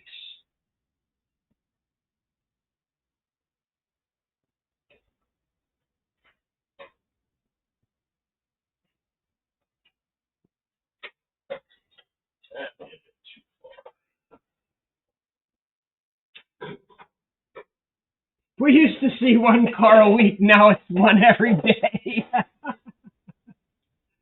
Oh, I don't know.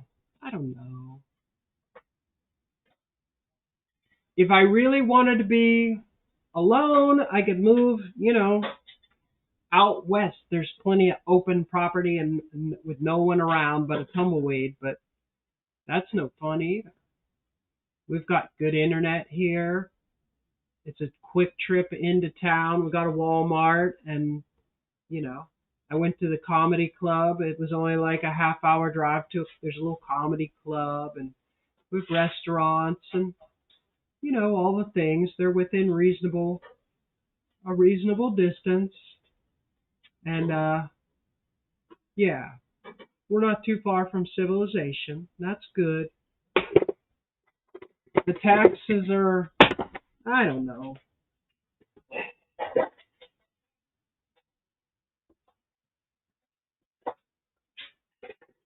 $10% sales tax is high.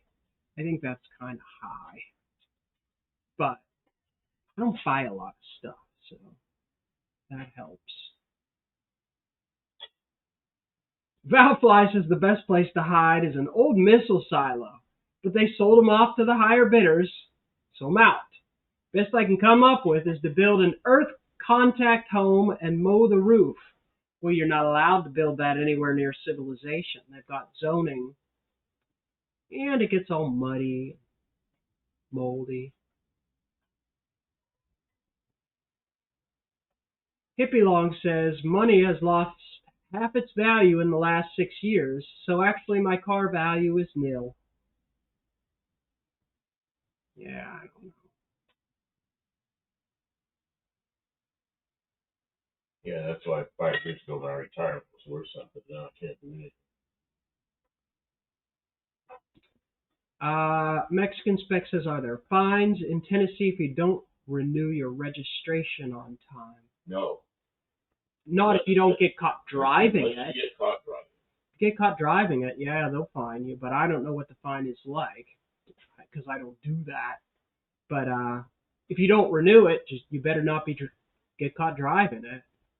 And when you go to drive it, you have to pay the rears on it. But if you don't drive it, you don't have to pay. Well, I don't know if that's Well, necessarily the law or just what they do. I've been through this. What they do is they say, did you drive the car during that time? You say no. And they pull out a piece of paper that says, I did not drive the car, blah, blah, blah, all this stuff under penalty of perjury and everything. And you sign it, and they start from that point on.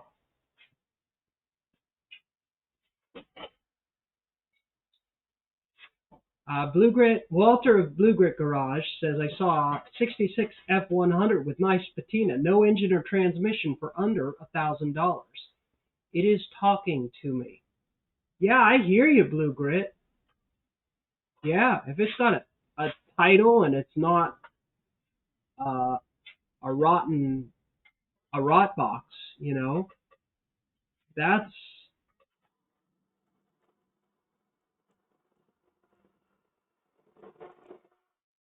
But you've already got a lot of cars. And like Freiberger was saying, you do the math. And all the money and all the years he's got left, and he's paying for storage. He was saying, I'm paying for storage. Am I going to pay storage for 4 years till I get a chance to get around to that car? I give it, at least leave it. That's what I tell myself when I see something really good like that on Marketplace. I say, well, I will leave it there for somebody else for a while. If there's somebody else who's got the time to take it in, the time and the energy to take it in, I don't want to see it go to junk. But if there's somebody else who will buy it and make the repairs, babysit it, they have property and money to invest, then I'm not gonna race to take it out away from them, right? Mexican Spec says if you go 1 day late in my state, it is 4 times as much to renew it, from 1,000 to 4,000. What? Well, don't be late. Apparently, that's a problem for them. Valfly says people keep stalking my station wagon. I get random thumbs up from strangers. I guess I have to get used to it. Yeah, that's good. Station wagon. Yeah. Buck Del Campo wants to know what kind of station wagon it is. People like old wagons. They can be very cool.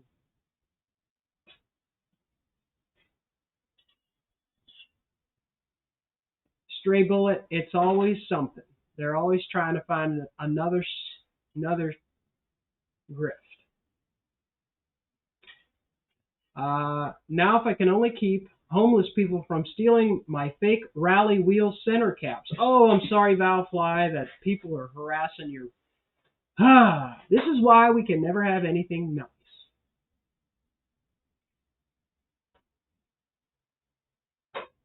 Mexican Spec said, Blue Grid, if you go get that truck, make sure the title matches. That may be why it is so cheap. Not necessarily.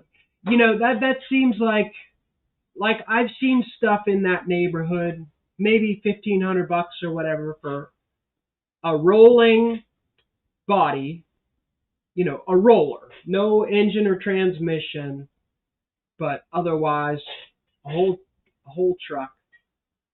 It could be in pretty good shape with patina, some dents here and there. It probably needs some suspension work and tires and brake work. And the chrome probably isn't good. But it's the bumpers can be there and not rusted through. I could have a whole yard full of them if I had the cash, but what would I do with it? What would I do with it? I don't have the energy or a place to work. We barely fit a car in here. We can't really work on trucks indoors, and it's like there's not enough sunny days for me to be. I don't have the energy. Josh Homan is here. Welcome in.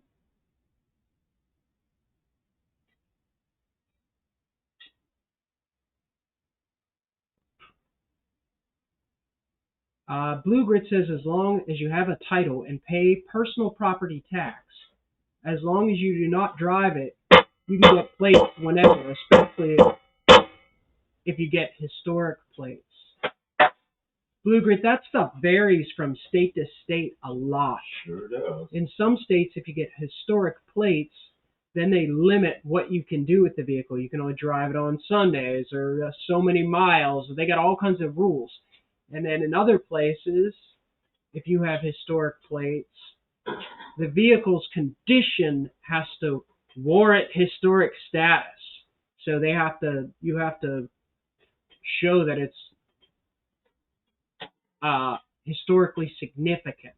It's just not by virtue of being old. It has to be historically significant. And then, like you said, personal property tax. Like in some states, your taxation is based on your vehicles, and in other states they don't. What's that? Whoa, what happened here? That's perfect. Need a little. Okay. Stray bullet. That's taxation. It's crazy.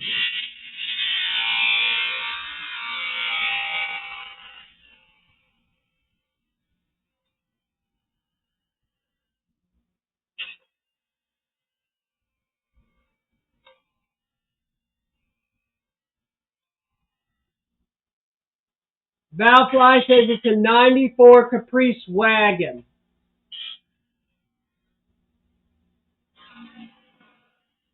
That was pretty good, beautiful. Pretty good car. Valfly says career homeless people don't want anyone to have anything nice. That's not true. They want themselves to have nice things. Yeah, being homeless ain't that great. It's not such a wonderful gig. Buddy Carfano said when I had my Eldorado, hood ornament got stolen 4 times by some lowlife who needed a necklace. Ugh.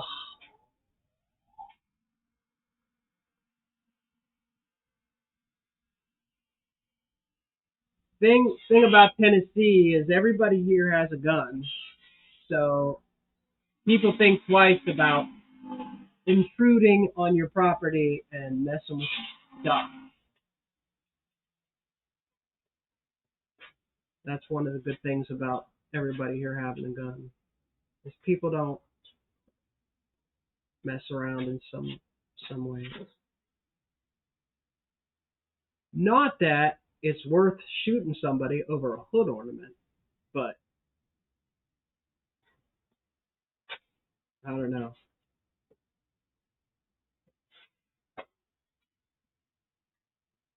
Mexican Spec says his 67 Eldorados didn't have a hood ornament, if I remember correctly. What's wrong with people? Valfly says, just like Steve Morris's wagon, just not as fast. Good deal. Walter says his the 66 F100, the one he's looking on, had flat sheet metal plates for floors, and the wiring hung down from under the dash, but the body looked fairly straight. I mean, for a two-wheel drive F100, it's going to need a engine and transmission. How many people are in the market for that? You know? I need electrical hose. Oh. Would an air hose work? I think I have a converter. It goes from air to electricity. You have that? I'm not wealthy. You got to use a lot of electricity to move the air around. So they do make converters, and it's called a compressor. Oh, I got it here. I got electrical hose. Tavo says, historic plates here are good in concept, but you have to be a member of an approved club. Buy a logbook. A logbook? Yeah, all the clubs require a certain number of meets to attend. All up, costs make it as much as just paying full registration, but you're limited to driving it to 90 days per year. See, when I went in and registered the Zephyr, the woman says, okay, you want historic plates? I go, no. And she goes, why not? I said, because there's some restrictions when I can drive it. She goes, you're not going to drive this, are you? I said, I'm going to drive it every day. She looked at me and went, oh, okay. So I got regular plates. She was kind of stunned that I'd say that. I mean, the thing about it is, like, he's not going to drive it every day, but he's going to drive it when he wants. I feel like I can get in it and go somewhere I'm going to. I don't want to see if it fits the state schedule. I mean, in a lot of states, I hear the rules about classic and antique vehicles, and it's like the punishment doesn't fit the crime. Oh, it's like, I know what's wrong. The switch quit. Okay, Kim fixes things. What's wrong? I'm trying to use this device that the switch quit working. Oh, you need to use that grinder? I don't want to use that grinder. That's scary. Oh, okay. But we need some grinding. We need some grinding. All right. Well, we need to take this apart and do some switching. Everybody in there, not everybody, but a lot of people in the comments say, take it apart and replace the switch. Switches are available for this. So I don't know. That one's not the switch. That one just failed. I don't know what's wrong with that. Okay. I don't know if it's the motor or it might be the switch. So what do you got to grind? I got to go up 3 inches. Oh, you got to take the paint off. 3 inches and 3 inches. That thing is scary. I'm not that afraid of this. It's fun. Yeah, the only way to turn it on and off is by plugging it in. Here. Don't plug it in yet. Here, I'll hold this. I don't need that. You're not going to be grinding that long. Okay. Don't plug it in. My ears will serve. I'm not ready. That thing isn't that loud anyway. Yeah. Go ahead. Hang on, I'm trying to not trip. I'm ready. Okay.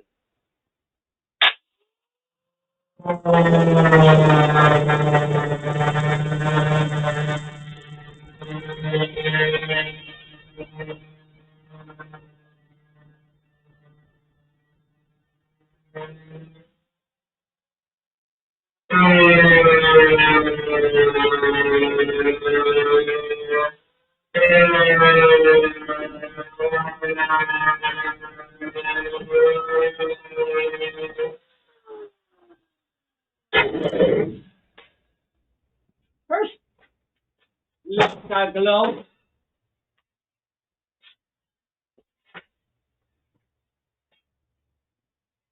Oh, thanks everybody for letting me bitch. I was feeling sour. I was just feeling sour. You ever get that way? Old and crotchety and sour? Oh. It's the chair. I'm sitting in the boomer chair. That's what does it. Yeah. I feel better. Valfly says I just got some steel rally rims and matched the body paint just to make it look nice, but not demanding everyone's attention. Yeah. Body, yeah. That's good because nobody's going to steal that. I had a Monte Carlo, so it's rally. Man. This is why we can never have anything nice. Blue Grit says I tow my 66 Mustang to autocrosses. Both the Stang and the tow vehicle have historic plates. It is a one-time $26 charge and no more inspections. Well, that would probably take care of it. Yeah, that would make it worthwhile. I don't think it's that way in this state, though. You still have to pay the $100 a year. I don't think there's any advantages like that with historic plates. Yeah, I'd like to hold this to heavy tack. Oh, we're gonna do welding now. Okay. I will Your try. head's up on the. Are you gonna put the camera over here though?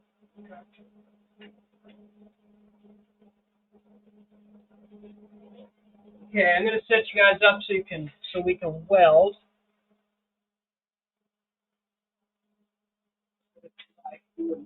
Did you turn the gas on? I did.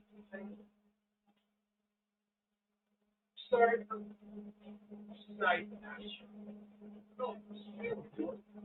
I know. You're. Oh, better.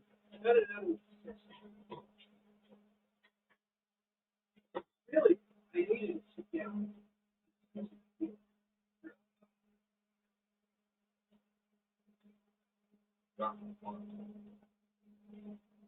Yeah. Oh,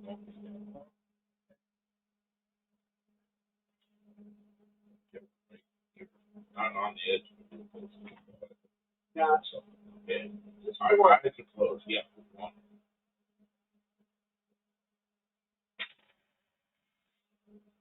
Okay. Stop. Yeah. Where now? Bottom? Yeah. Somewhere around that. Okay. Ready? Yeah.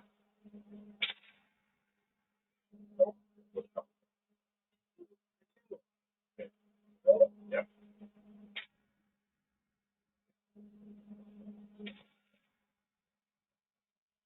Stop.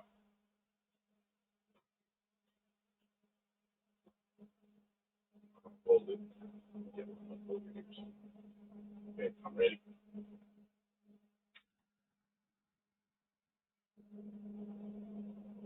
Yeah. Okay. Other side.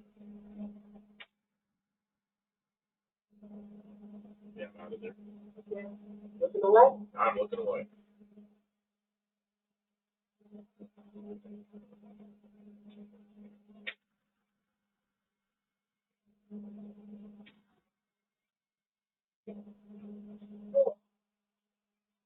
Oh, you got both of them. Now we're gonna be ready in a minute. Think it's ready. Okay. Let me adjust the wheel or adjust the camera so they can kind of see what's happening. It's gonna be done so fast. But see, we're here to do the You're here to do.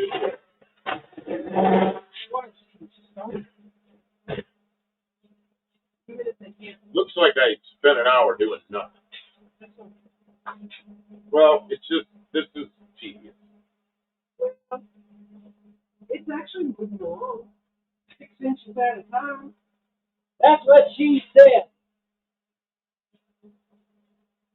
Okay, you ready? We're going to hit it first. Same shit, bottom. I'm full. Okay. Eyes closed.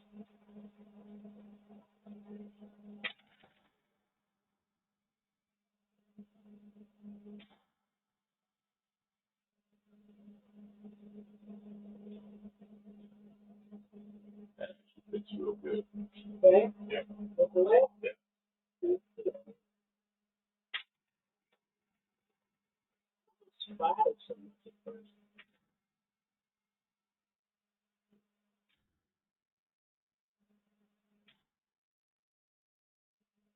More.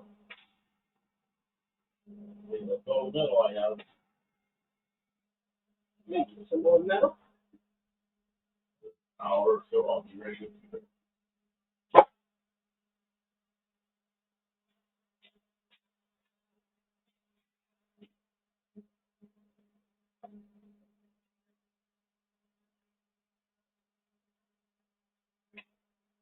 I like how every other one is a different color.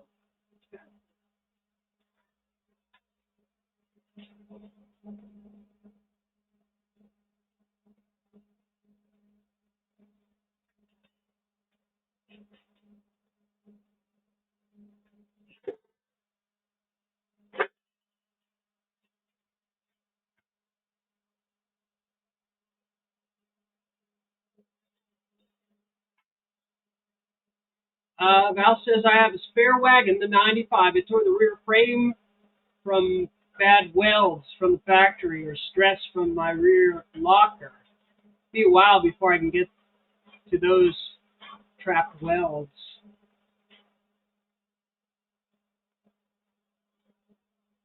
Stray Bullet says that's well over a 200 mile per hour trap speed. And Val says it tore right at the mounting tabs for the rear axle upper control arms. Yeah, but those should be pretty tough. You really must have. Oh, hard thing to weld. The mounting tabs to the rear axle upper control arms. Yeah, you might have to like remove some stuff. Mark Sauvé says, Steve Morris, look for the Turbomaster wagon. It's a 6-second drag and drive car. Wow. Totally out of my league. Well, that's out of most people's league. Over 4,000 horsepower? Ken, I need your help again. I lied. There's another weld to do. I want to get this before we get, because nothing's holding that. It's just. I'll put a bead on the inside of this corner because it's going to stay. So it's a good place to. Oh, you're just going to weld. You're not going to cut that piece off. Right, it's going to stay, so might as well put a real weld on. Did you turn the gas off now? No.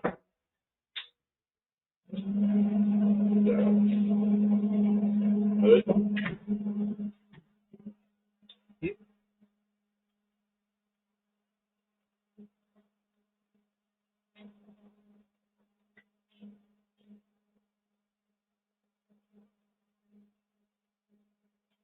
Gonna do that. Put it on both sides so we can grind these things out the top.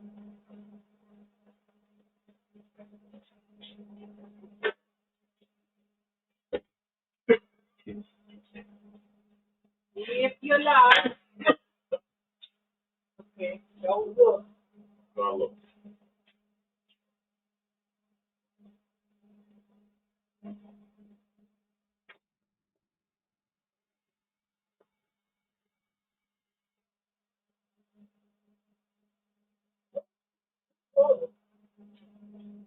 Very well. We'll do this one.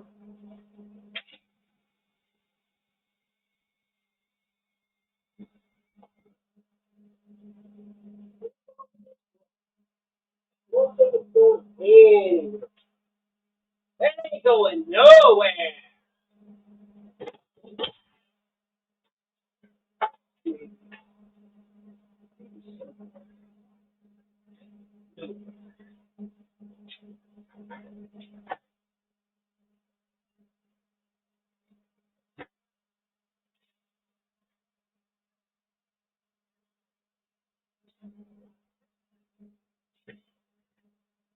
Reshaping the tailgate. Yeah, well, I mean, it wasn't a tailgate. It was originally a trunk.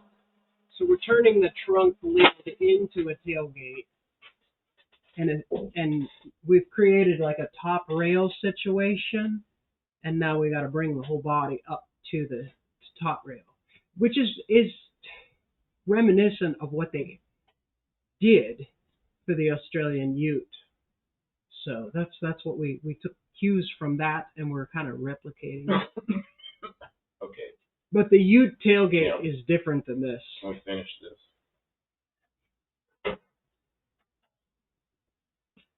Yeah, we got ideas from Tavo's, but the tailgate, our tailgate's gonna be. Well, the taillights are different because it's U.S. taillights. Yeah, different so taillights. Back end's gonna be a tailgate. little. It's gonna be similar but different. Gotta be different. That's how it's okay. I'm ready. Ready for what? Grind those welts off the top. Oh, why would I do that? Just get them out of there because Just get them out. Okay. there's something else I gotta deal with. Okay, go ahead. Yeah, in the cord.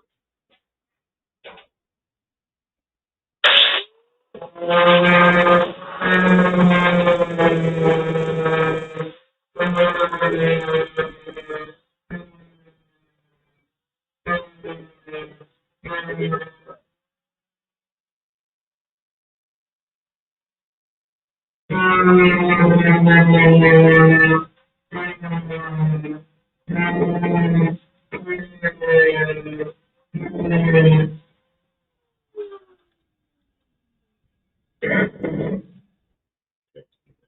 have this.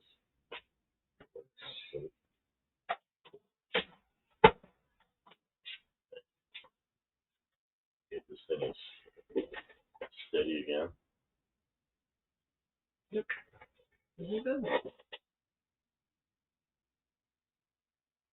Yes, Australian Youth. Look it up. It's kind of a cool beast. And yeah, 4-door Valiants, they don't really draw a lot of I have interest, attention. I just want to participate here for a minute. Can you just stand up? It's going to take me a minute or less. For what? To do a picture show. Just real quick, because you're telling all about something that we have right here, but we have it, but we don't have it. Have it, but we don't. Don't have it handy. Rhythm, you have it or you don't. That's a fallacy.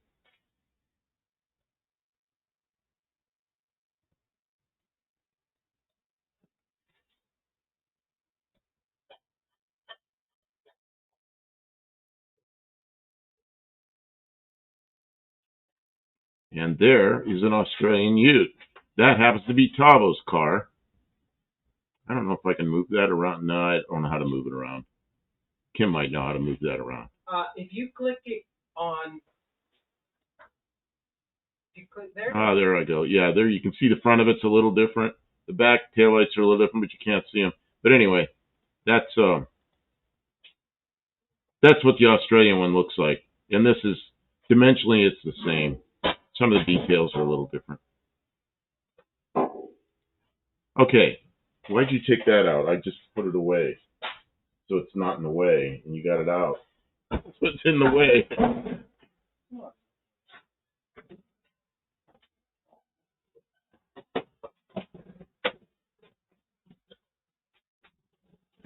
Okay, I'm done here. I just wanted to show that.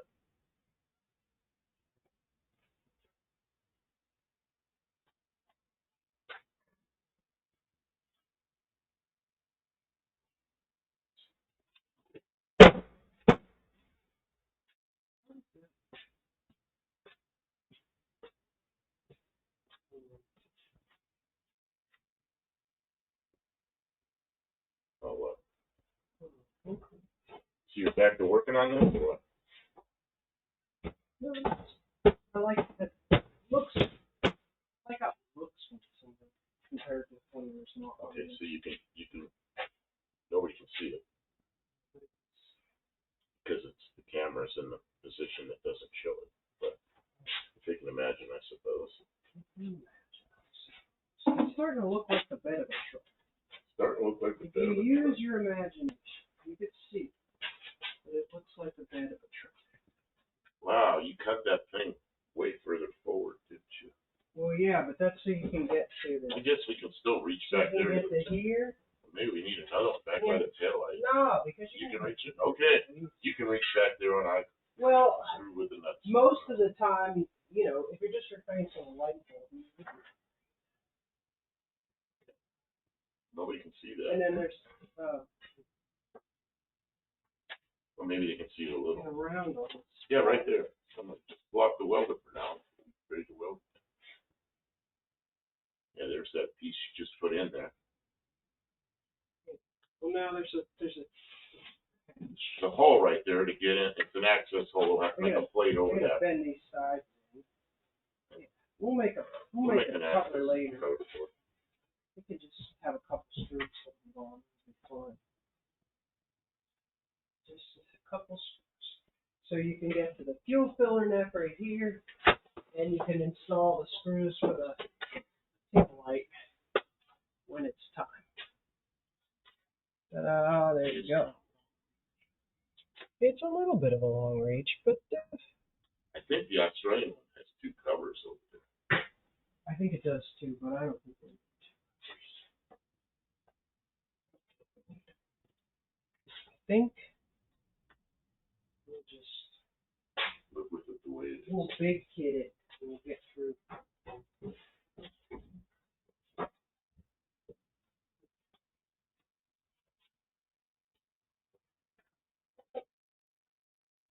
I don't know why this doesn't work down.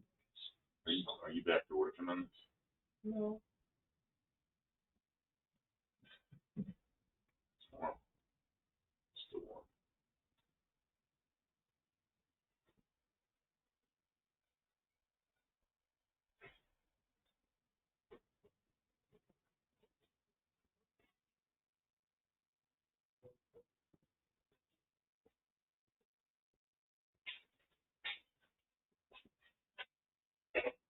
Granddad's Junk says Buff and Kim can collect heaps of wood in it. That'll be easy to collect up wood. Way Yeah, easier than the except it'd be Jeep. too heavy. This thing's a car suspension. Well, the Jeep doesn't have heavy duty. I know, that Jeep is like, that's like putting 4 big dudes in the back.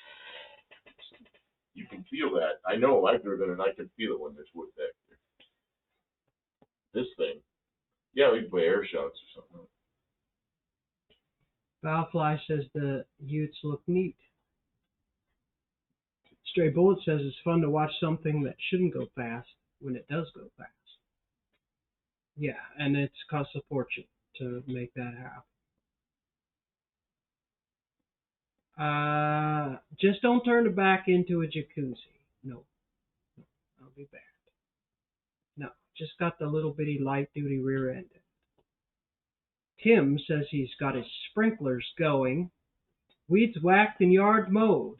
Went to the eye doctor. Both me and my wife have cataracts. Who's this? And have to schedule those procedures. Tim. Oh, man. And it's going to snow tonight and tomorrow.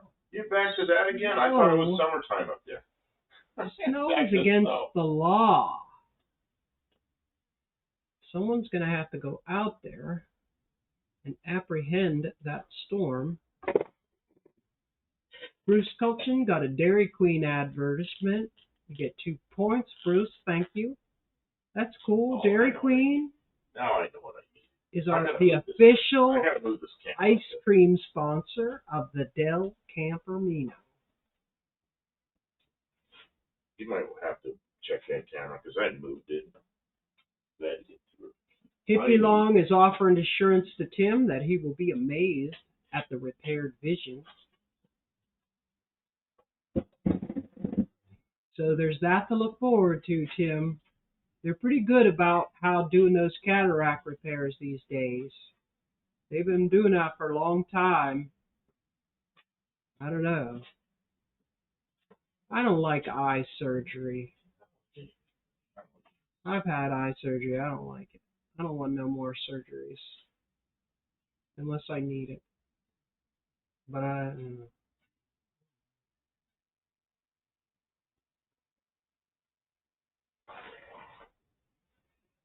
Oh.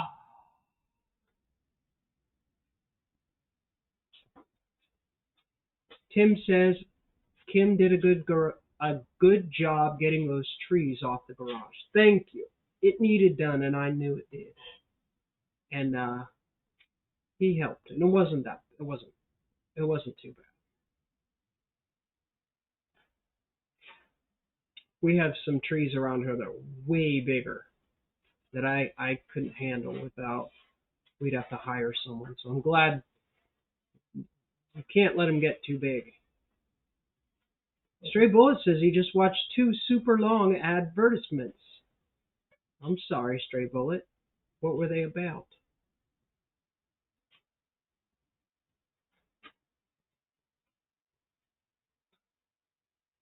Steve Edwards says, I don't like the Blue Chew ads. I don't know what Blue Chew is. Steve Edwards. Is that like the Zins or something like that, Steve? Val says it's almost midnight. He's got to go to work tomorrow. Time to say goodnight. Well, thanks for hanging out with us for a little bit. Who's that? Get some good rest. Mr. Valfly. He's been hanging out all night, conversating, keeping things rolling. I appreciate it. Hopefully you can come back again soon. Stray Bullet says, I apparently missed a Corvette police chase in Los Angeles. Well, does somebody in a Corvette really think they're going to get it? Well, I guess maybe it's the right kind of Corvette trying to elude the police. Police got radios.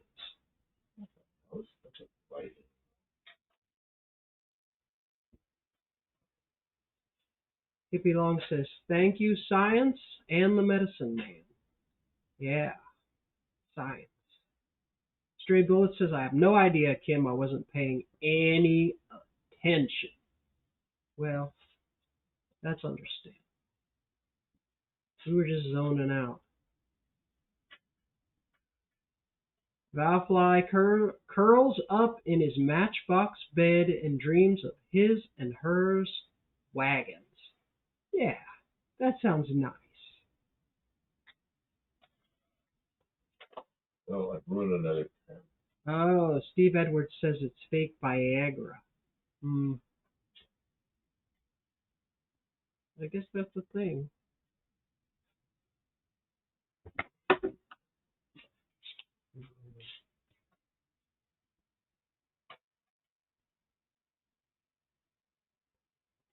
Tim says, I've had 8 major operations in the past 7 years. I need a vacation. No more battle scars. Well, I think cataracts are minor in comparison to that.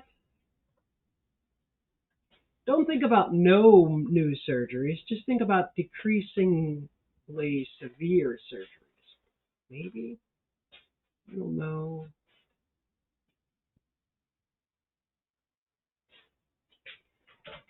Stray Bullet says a C8 Corvette with the right driver will pretty much smoke anything that the cops have to offer. I fought the law and the law won. I'm going to get to drive one. Buff Del Campo is supposed to have a date with a C8 Corvette on a Z06 on a closed course environment, unlimited speed, later in the summer, and I will be there to record. I will do my best to give him some kind of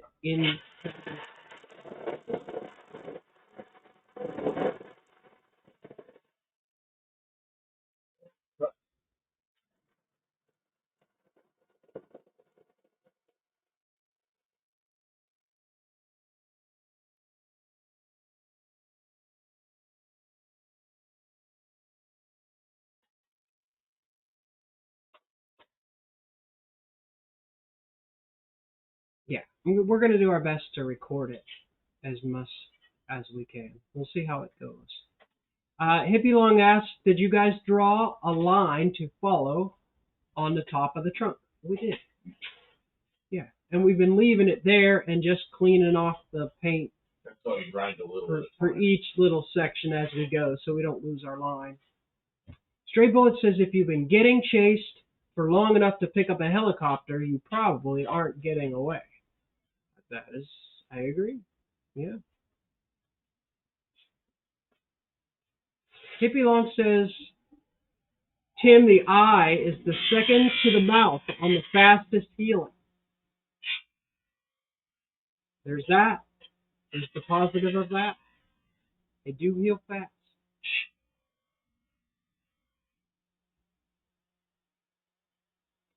All of his cheers says, hello, everyone. I got a bit overloaded today and forgot. That's all right. I was in a sour mood earlier. That's all you missed.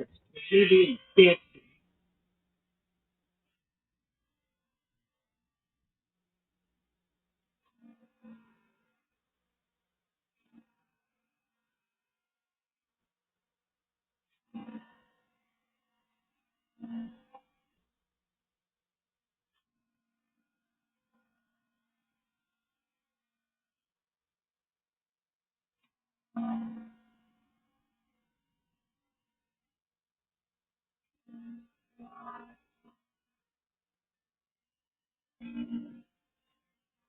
Stray Bullet wants to know more about the Corvette. He'll be on a closed course.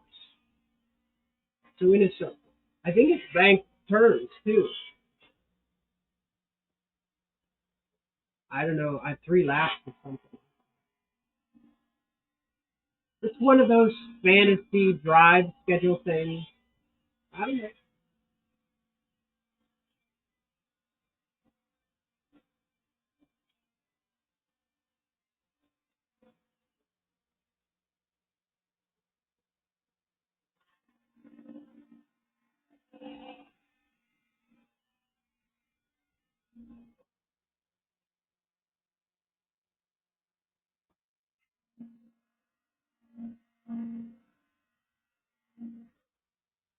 That's right. Unlimited speed, closed course, with I believe banked turns. So yeah, he'll be as fast as he can get it going. It should be fun.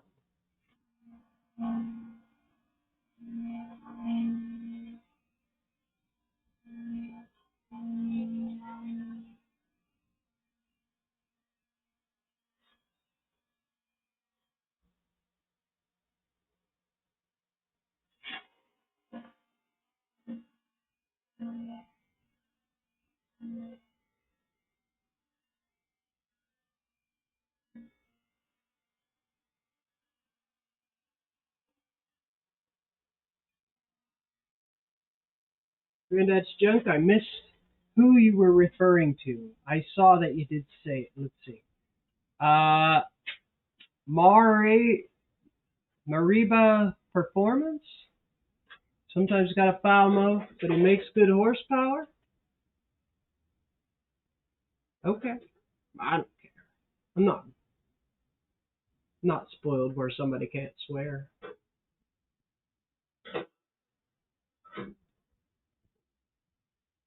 Tim says David Freiberger is selling some cars. The white crop duster, he wanted $40K. I don't remember about the white car. I watched the video, saw the beginning some, and then I put it on 2x speed and actually like clicked through it.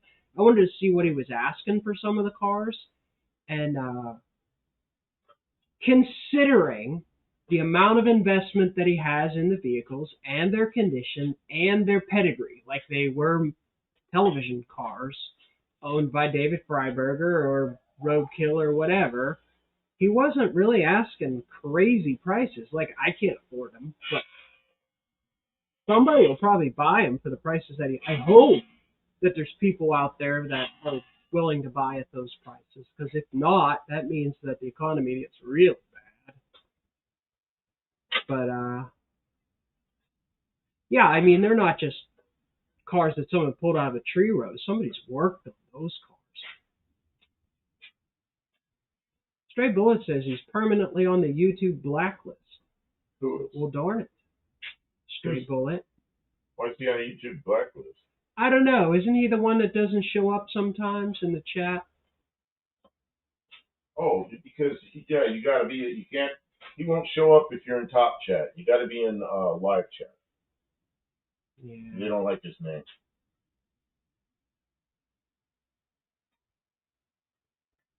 Stray Bullet says, not as fast as it can go. We don't want Buck to get hurt. No, he's talked about it. He's just going to take it whatever speed he's comfortable with.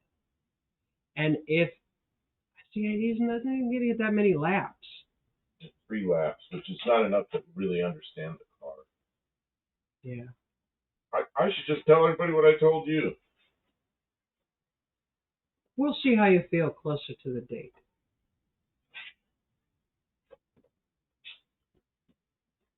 Say what I have good days and bad days. The day we went down to Dallas was a really good day. My vision was good. I felt good. I could drive just fine. Some days it's just not as good. And when I have one of those days, I go, "Hey Kim, can you drive?" She'll usually drive. If I'm having one of those days, I'm not going to drive. I'm just going to tell the guy that, "Hey, I'll drive it around the track, but I'm not going to set any speed records." And if I'm having a good day, I'll probably go whatever I feel good about. But, still won't set any speed records with it. Probably a 200-mile-an-hour car. I'll probably drive it like 100 and a quarter or something if I have to. Don't worry, Stray Bullet. You're in the right place. YouTube doesn't really like us that much either. But, yeah, I don't remember the crop duster build.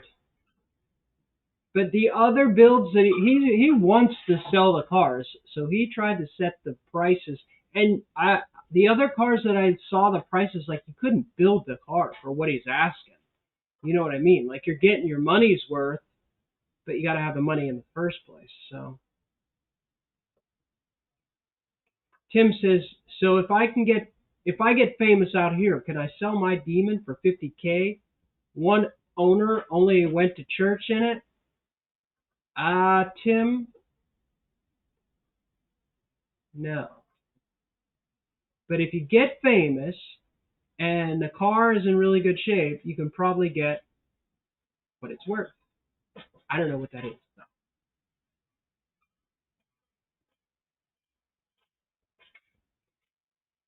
Olive says, I've outlived expectations. Just some days the bear gets you. Oh, I feel it. Some days the bear. I'm going to make noise. All right.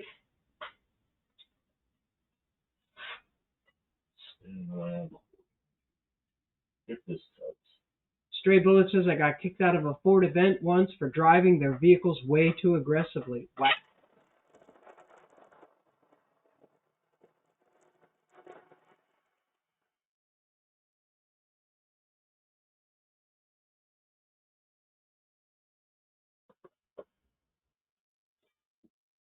Olive says, I forget that they put an interior into Disgusting. I don't know. I didn't watch that segment. Mexican Spec says, you can ask $50K like Freiberger is doing. Was he asking too much, Mexican Spec? I didn't watch it all. I watched a couple, and I was like, yeah, you're not gonna build it yourself any cheaper.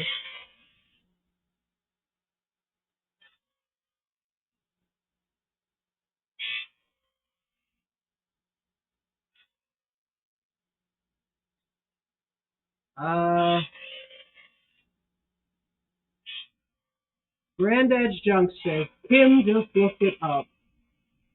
Hell, you're sick. I don't understand Granddad's Junk.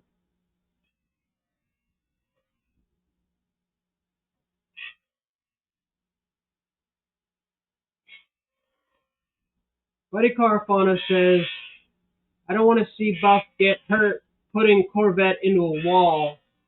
Make a good video. Yeah, we'll let you know when it's coming up closer. And maybe we'll make video going down there. We'll have to do video of the event in the car and stuff like that. No, he's not going to do anything risky.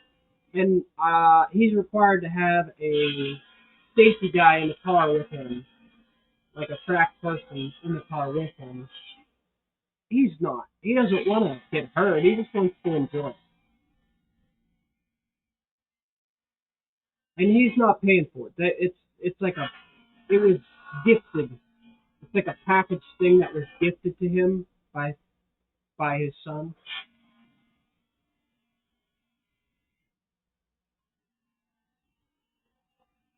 Hippie Long says being active is the second part of the live longer plan. First part is just luck, maybe eating well. Yeah. Sometimes I get mad at him because he fights me. He doesn't want to do stuff, and I'm like, you have to get out of your bedroom and do things every day. Every day. And then he'll get a late start and he's not ready. I'm like, he could do stuff. He does good though. Last night we were up here late. I would have liked to start earlier, but he did. We came up here and worked for several hours. He sorted out his process. Like it seems like he spent a lot of time. The first one always takes the longest, So. Stray Bullet says there was no safety guy at the Ford event. They might have changed that. Yeah, there might be now. Yeah. When I read the thing, it said they have somebody right with you. Mexican Spec says, I have no idea what he is selling or asking. I don't watch him or know where to. Well, it's on the David Freiberger channel on YouTube. He went from being on TV to now he's got his own channel. He works by himself on YouTube now. Yeah, didn't he pretty much own? And he says, I'm sure he added extra for the fame. Not as much as I might have expected. I mean, they're clean California-ish cars in the first place, so there's a lot of value there. And then they made performance modifications. They put, fancy parts on them. He didn't add as much for the fame. I only watched I clicked through, like I said, the section where he was talking about which cars he had and what he wanted for them and what he had put into them and stuff like that. And it's like, well, yeah, if I had that car and I put an 8 3/4-inch rear end with a pause traction and new brakes and all new lines and the whole thing's perfectly, the paint's good and the interior is nice and it's a factory such and such car, because he buys nice cars to start with, and then they put motors in them and, performance parts on them and stuff like that. And it's like, go there, meet David Freiberg and drive the car home. And it's like, well, shoot, that's not even that crazy of a price. Like, it was, I want to sell these cars price. In my mind, they were, I want to sell these cars. Not, I'm giving these cars away, but I want to sell these cars. They were not Mecum or something like, or, one of those big auction house kind of prices. They were, I have these cars and I want to sell them. And full disclosure, he went into extensive description, and he's got videos about the cars and stuff like that, Granddad's Junk says, I hear you, Kim. My Kim gets sick and has trouble getting going. I'm a midday riser. Yeah, he and I both can be. It changes with the seasons and with the weather. And like after we were down at Dallas's, it took both of us 2 days to get out of bed afterwards. We were whooped.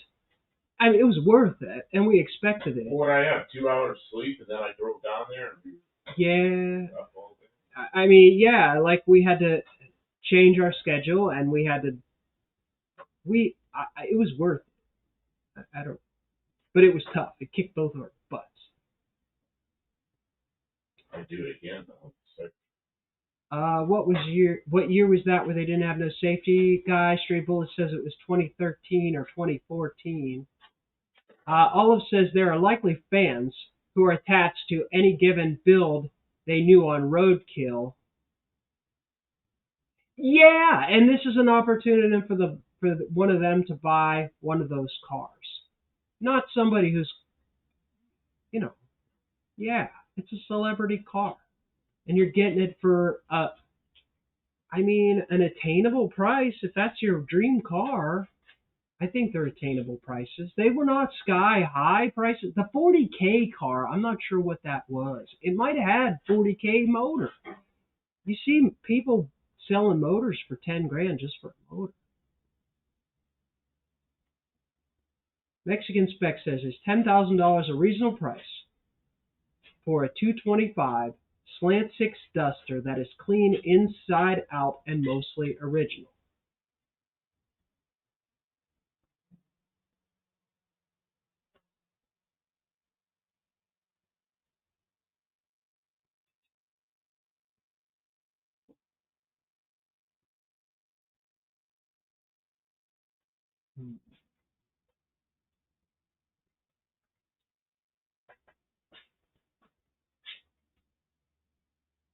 That's a retail price, Mexican Spec. If the mileage is really mild and it's been kept up, to me, how are you going to get one cheaper than that? Like ready to drive home and good maintenance and serviceable condition. More noise. With decent paint on it and a decent interior, like a complete car, like a car.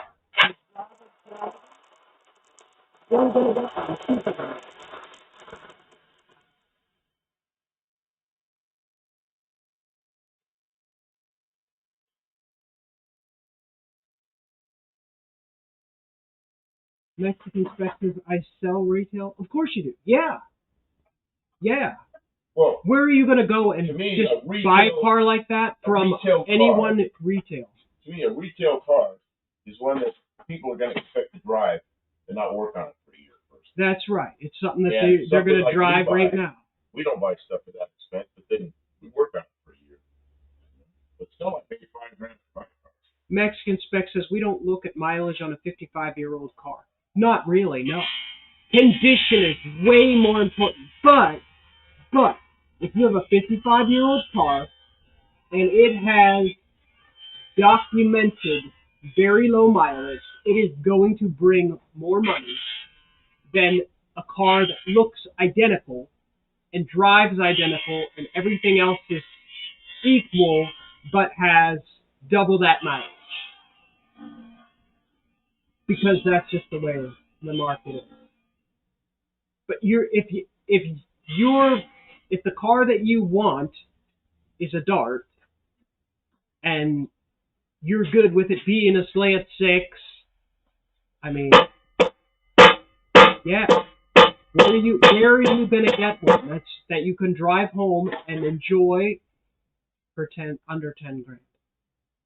Now, one of the issues is that your market narrows when you say 10 grand, but you've got to pay, because a lot of people can only finance, and you can't finance a car of that age in most cases. In most places, there are people who will finance antique and classic cars. Yeah, see, Olive says, I've never had 10 grand in one place in my life, though. Right, it can be a struggle. But for the right retail customer, somebody who wants to come and pick it up and drive it home and enjoy it right now, and they want it, and you have a car that meets that need. Seems fair to me. Seems fair to me. A rust-free driving classic? Yeah. And see, condition is the kind of car that I know that you would offer Mexican Spec from what I've seen. Yeah. Yeah. Do I think there's a lot of people out there that are looking for that specific car who have the 10 grand and want to buy it right now? I don't know. I don't know what Vint Tanner paid for that car he got from Jamie. I think it was a little bit less than that, but he also had to fly out and drive it back from, and I think that some of that was friendship kind of YouTube sort of handshake sort of agreement. What the hell do I know?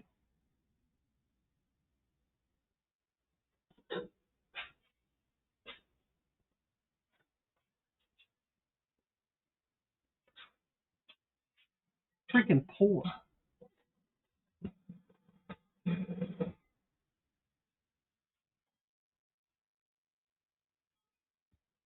Straight Bullet says you would definitely look at the mileage if it was less than 10K miles.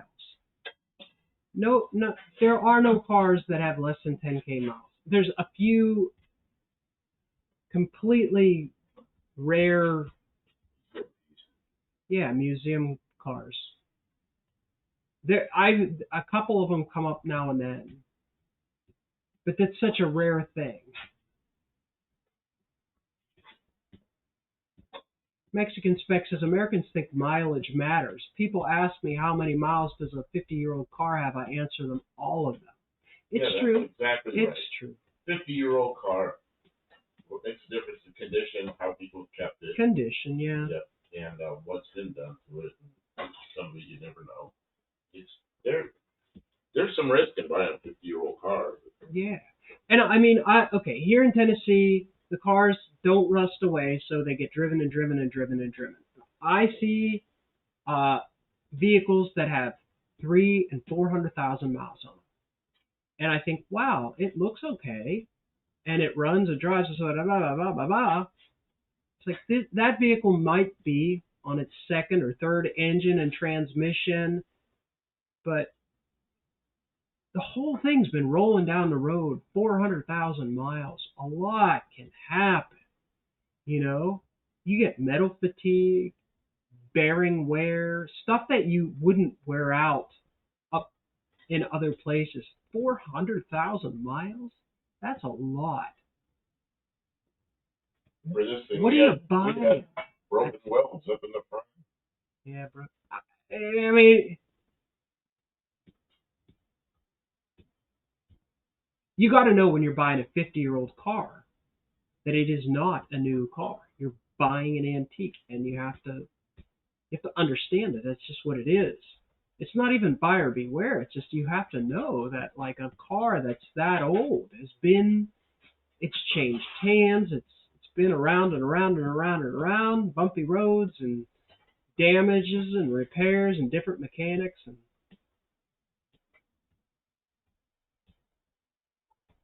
Tim says my Demon has 33,000 miles. To me, that's one of those single owner, low mileage. That's one of those rare, very, very rare things. You know, for the right buyer, that means a lot. That's one of those rare museum pieces.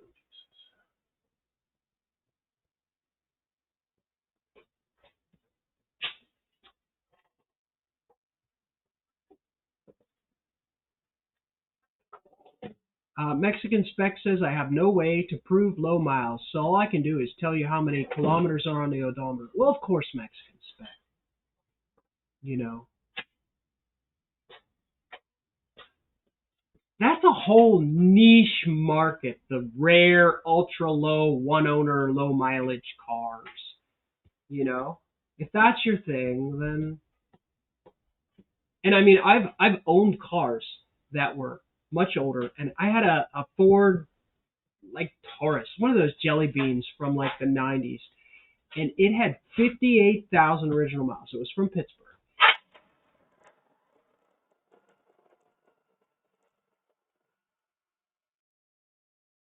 It was an original owner car. I knew the guy. He lived in my neighborhood. He worked at the factory that was 2 miles away. That's all he drove. It was back and forth to work. But he did drive it in assault, and it showed. It had the rust in the corners, and there was rust. But honestly, it was a fantastic little car. It drove great. It drove like a new car. It was so nice. You could tell it was ultra low miles.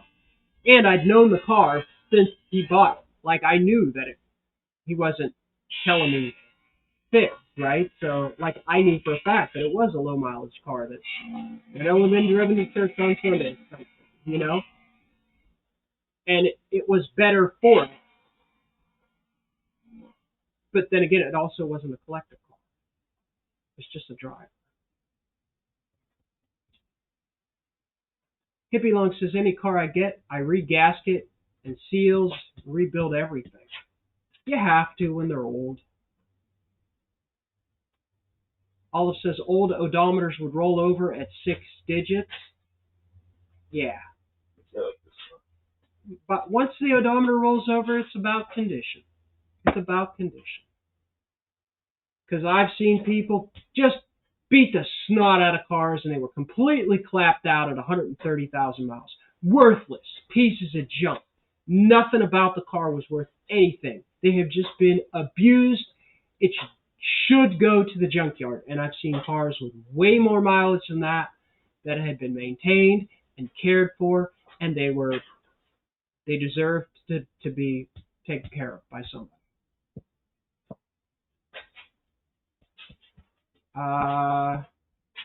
Buddy Carfano says cars should go by hours, not manage.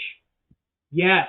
Not manage. I mean, they shouldn't go by that, but it does make a difference because I have seen service vehicles that idle all day, every day. They got a bajillion hours and on the drive line. But then again, cold starts are hard on cars. Just mileage isn't everything. Super high mileage, super high low mileage. It could be something, but it's just another data point, you know?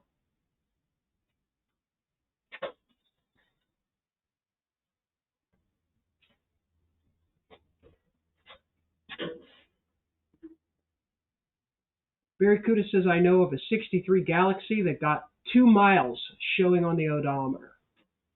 Does it break? Oh, I figure it's 202. In my Mazda had 9 on it. Still had one single digit for the rest of them. One more.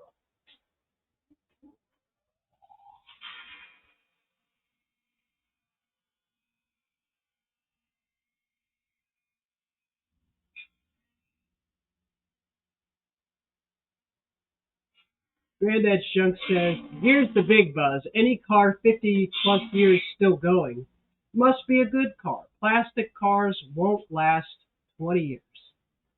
I don't know, but I don't like the issues that occur with the newer automotive designs. I don't like how the newer engine designs with the aluminum cylinder heads, they tend to warp and blow head gaskets, and then it's big. Or you've got the torque to yield head bolts, and now you have, when you do it, you got to do that. And then there's and then these new cars with all the modules, and if one thing doesn't work, the car goes into limp mode, and if you can't get replacement parts, the whole thing is bricked because the backup camera doesn't work. I don't want to have to work on that. It's not what I want to own. It's, it might be fun to drive when it's new, but I don't want to have to work on that. Not for what I have. Not at full price, right? If the price of some of these newer cars, at some point the price will come down to where they are cheap enough where I'll look at it and I'll go, I can deal with that problem. That doesn't bother me so much, Like I'll fiddle with the lights or modules or the sensors or whatever. I'll learn how to deal with it. At some point, if I'm still working on cars 20 years from now, I'm going to have one of those things that plugs in so I can figure out what's wrong, because I don't know. At some point, I'm not going to be able to get cars like this to work on. And if I fix it up too nice, I won't be able to afford to keep it.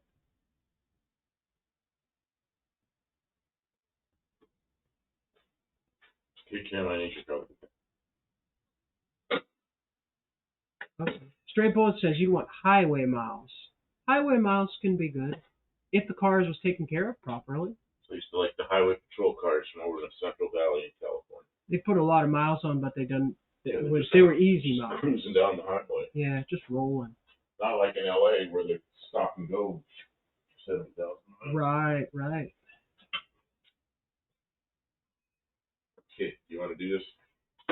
There are Taxi, Falcon, and Commodore that have done 1 million kilometers. Well, yeah. But their fleet maintained. They changed the oil. They took care of those cars. So what do we? 3 more inches on. Oh, we got to grind it. Okay, let me put this camera on. I know.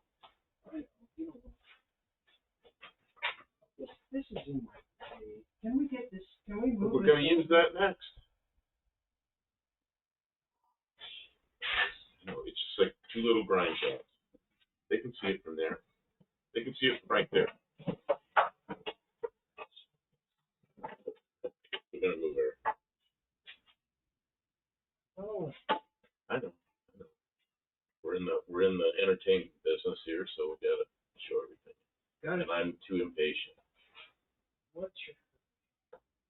When we finish this one, we'll have to sell it and get another. It's going to be my car. No, we won't be. You've already got a car. So I won't be able to use this car. We'll have to sell one. Where are we getting the money? Insurance. We're like, we can't pay for nothing. Oh, yeah, insurance. God dang it. Wait a minute. Are you ready? I'm ready.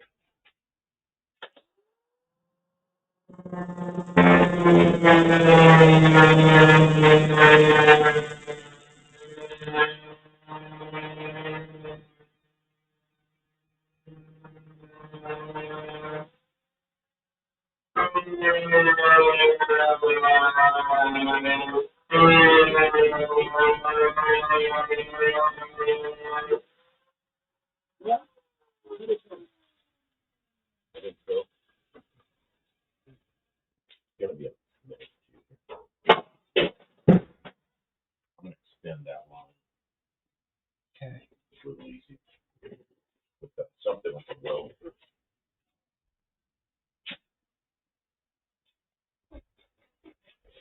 And is there a long scale? I don't think so. Here, I'll use this. This nasty piece of metal. It's unweldable stuff.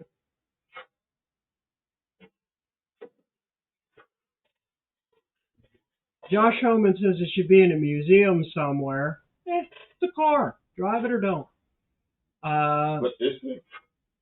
No, he's talking about the super ultra low mileage Galaxy.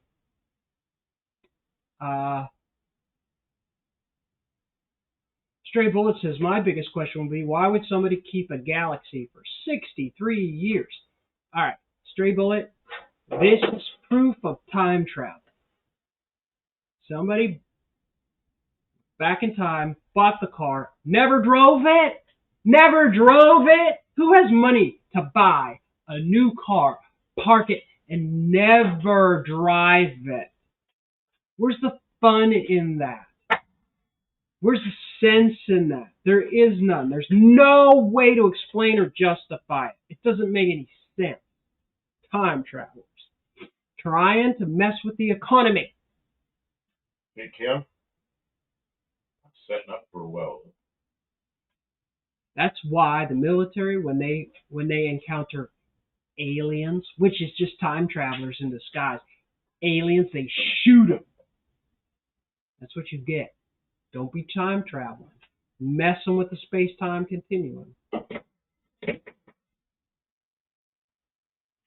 Mexican spec is back. You know where the aliens come from? Space. There's another planet that's just like Earth, but it's on the other side of the sun, so we never see it because we both orbit the sun at the same time. And we don't know about them, but they know about us, and they come over here sometimes. Okay, do you want to weld? Oops. What economy? Well, there's an economy, let me tell you. Kevin Smith says fashionable. No, Mexican spec's been here all the... Oh, you're fashionable. Well, sachet on it, and Kevin, welcome. What are we doing? Welding. We're going to do some welding. We're welding in some... Not We're welding in the tailgate. You guys have been asking for it. Now... Hey, I screwed this up, so you're going to have to... I cut this a little bit. Oh, no, it'll be okay. That's right. That's not... I can make that. Okay, so I'm going to hold it. Same thing, different piece.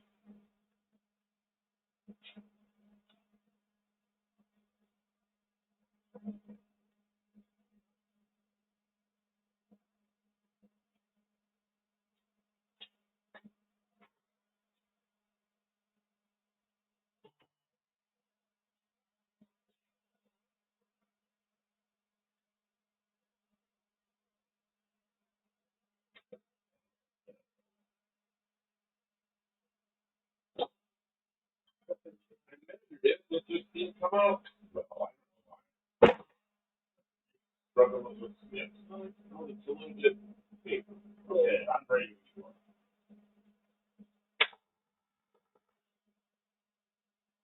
Oh, Yeah. yeah, ready for the top? Look at it. It'll stay there. I'm getting out of the way. Like one. Put a little up there. Okay. Yeah, it's like I cut it a little short.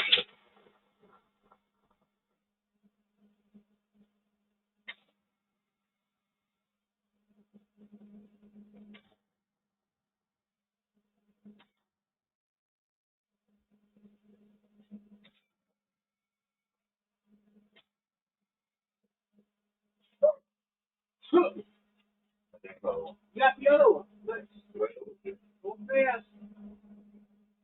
Yeah, I think it's going now.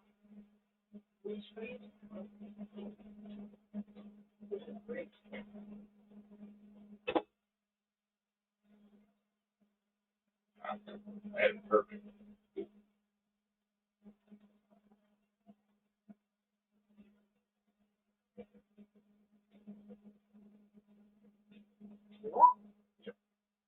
Out. Yeah.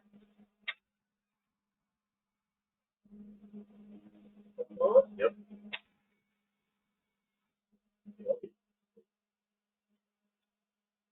Well, shit is actually a little bit high. I don't know. Okay. Good. Yeah.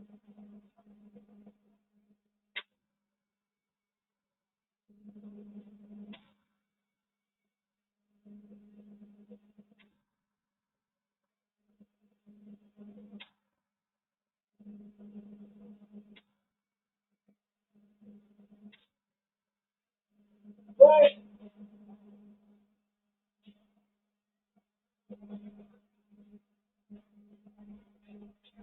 Quick and dirty. Get her done. How many of these have I done? Once. 10. Tonight. Four, is that all? No, I did 6. Yeah, I think I've done 6. Yeah. No? Yeah. You're kidding. All I've done is 4 of these things? Sorry. I don't think so. I did. Are you out of metal or did you get? No, I know more. I'm just getting tired. Getting tired of this process. It's not a fun process. It's a slow process. Slow process, not fun. All right. Hippie Long says the ship has sailed on the world economy.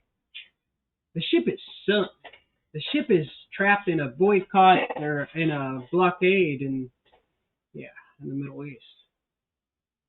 Oh, it'll all sort itself out at some point, I suppose. Or we'll all get nuked. I always say it's going to get worse before it gets better. War pigs, yeah, that's a thing. Plymouths are only 63 year old this year. 63 is 63. Okay. Granddad Junk says Mexican Spec has good taste. I think he does. Yeah. He knows what's up. Tabo says I'm 63 from 63. Really? Yeah, that'd be about right. Man, I remember 63 like it was yesterday. Jeez. My father took his 56 Ford into the Ford dealer, and they had to do something to it, and it was going to take a long time. And my father's like, oh, man, I really need my car. And the guy that owned the Ford dealer had a 63 Ford Galaxy, one of those long top, white, cool-looking Galaxies, had a 390 in it, a console. And he goes, take my car. And we took his 63 Galaxy for the day. And I remember that. That was such a cool car. Brand new 63 Galaxy. Yeah.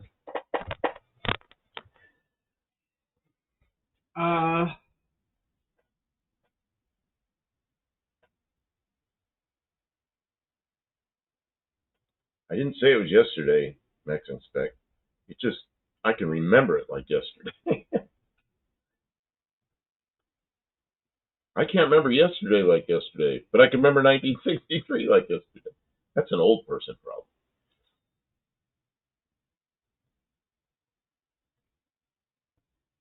There, Max, that. Barry Kuda was born the same year as the Ford GT40. How come I never got one of those? I don't know. I never had a GT40. Mexican Spec says 2000 was yesterday, but it was not yesterday. I can't believe it was 26 years ago. Kevin Smith says, wait, what I miss? Not, stuff. We just talk about stuff. Dean Stevenson just get here? Oh, yeah, he says he arrived. So Dean hasn't been here till now. Oh, okay. Dean has arrived with his 22.5 click per likey. He's the 22.5 like. Oh man, Tim. My wife said she had good birthdays till 1963. Her birthday is November 22nd. That is a day I will never forget. I was in 4th grade, and the office lady came and whispered something in the ear of the teacher, and she went and got a radio, which is really unusual to have a radio in the classroom, turned it on. It was the day John Kennedy was shot. Man. And they sent us all home about half hour later. I remember it well. That day, I knew I'd never forget that day.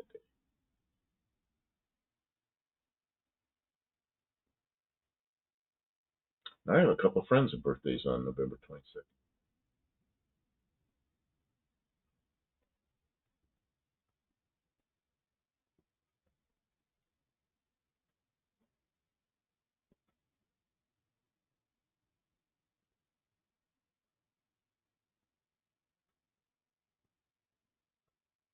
Got a letter for a 35-year high school reunion. Don't seem that long ago. Man, that's a. You know, I was working in Oregon. It was my last week, and I could not leave early, but I had No Name Nationals coming up, and I was trying to get everything done before that. And that was the weekend before my last week there. Yeah. My 50th high school reunion. So I missed it. Here, you can have the big chair, the big boy chair. You're gonna switch chairs now? Yeah. What are you doing? You're gonna do something else? You're gonna do something else. I'm good. I'm getting tired. I don't know too much. Kevin says, big model car show Saturday in Massillon, Ohio. I'm excited. See, if that were in California, it'd be Massillon instead of Massillon.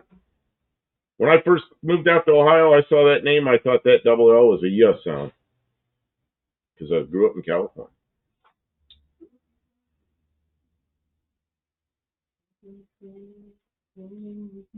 Mexican spec. My class only does on the 10-year. Now we did a 5, a 10, I think a 20, 30. I think they did a 25. I missed all but one of them. I went to one of them, and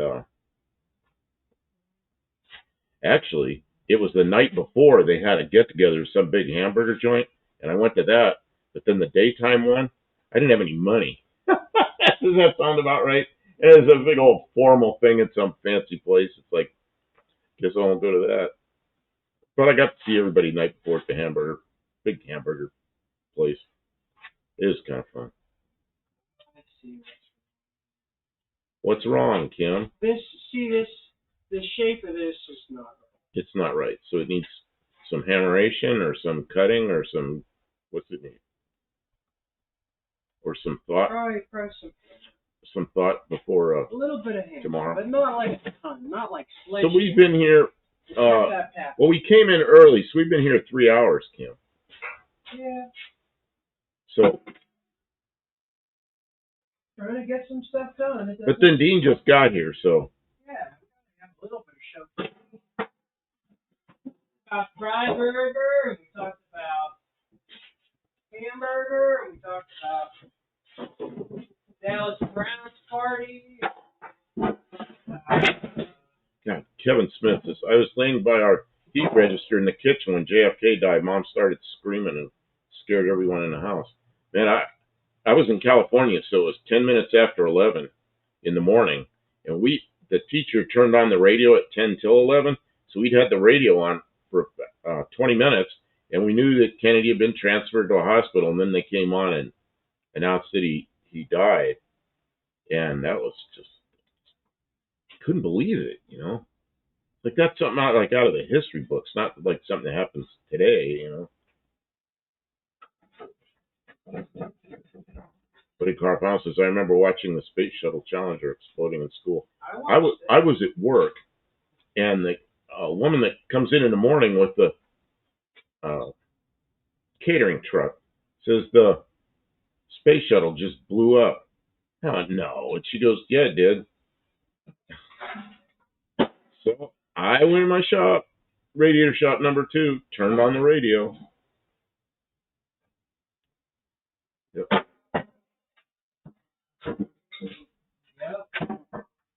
Happens. Ed Talo says, only school reunion I attended was 25 years. Amazing how some changed so little and others were completely unrecognizable. Well, my 50th, I saw a lot of pictures, and there were some that were just, it's like instantly, they just looked like they did in high school. They looked a little older, but not, they looked about the same. And then there were others, I didn't even know who they were, you know. Oh, Kevin said he was 2 years old. Wow. Oh, that's why you were home. Yeah, because that was, well, in California it was 11 o'clock, so it was 11, 12, 1, 2, so it was 2 o'clock. Is that right? Yeah, 2 o'clock in the afternoon. All right.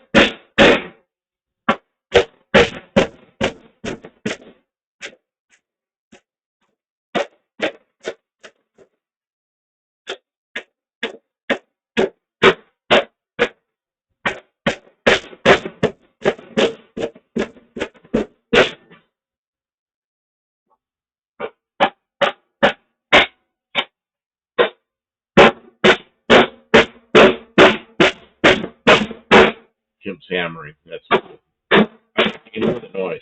Bang, bang, bang, bang.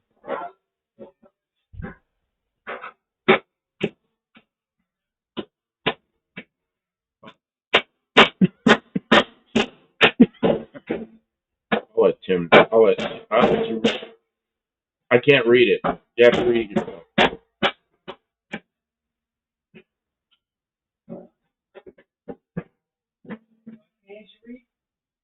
Well, I'm just letting people read because it's really hard to read while you're hammering, and you're hammering, so.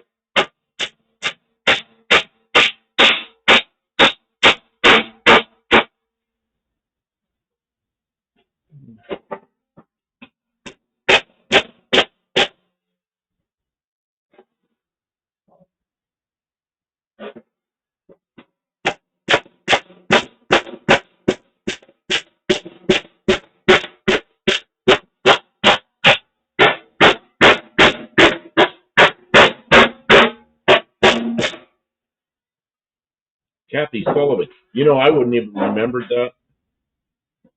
72, first American woman to walk in space. Graduated from your high school. I've never known any astronaut.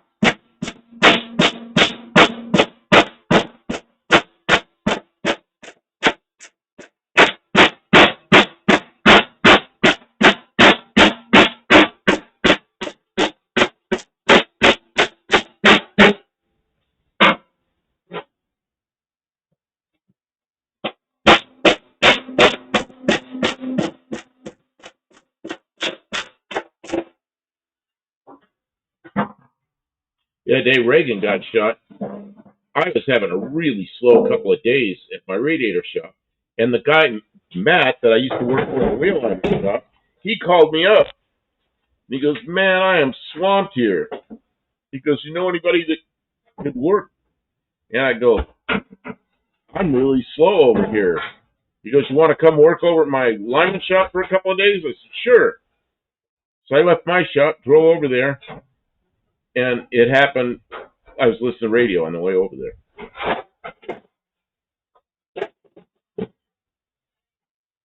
I remember that day. Why is it not going in?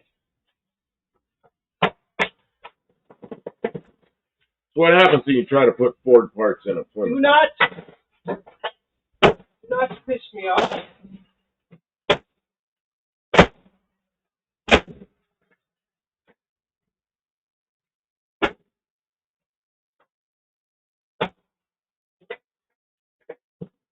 Oh, Judy Resnick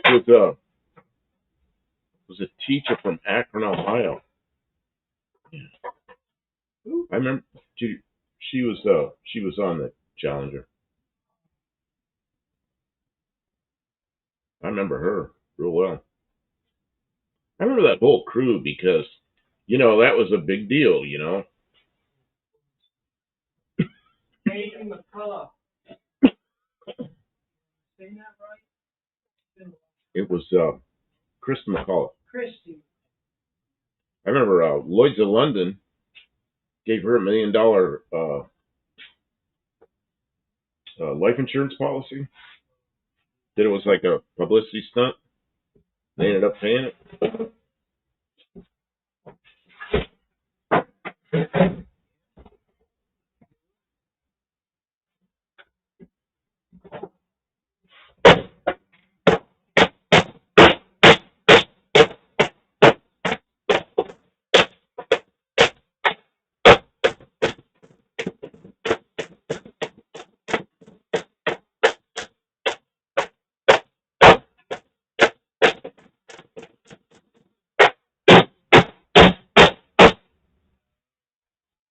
They ever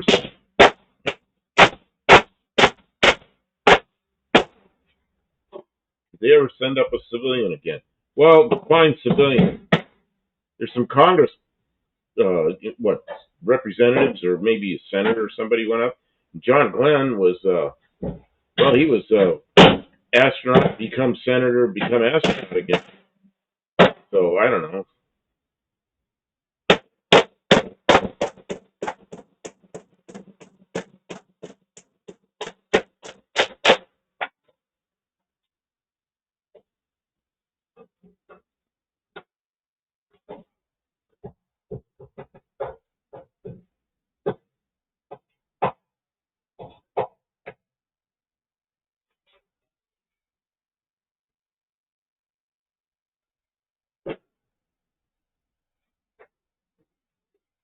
Get more hammering?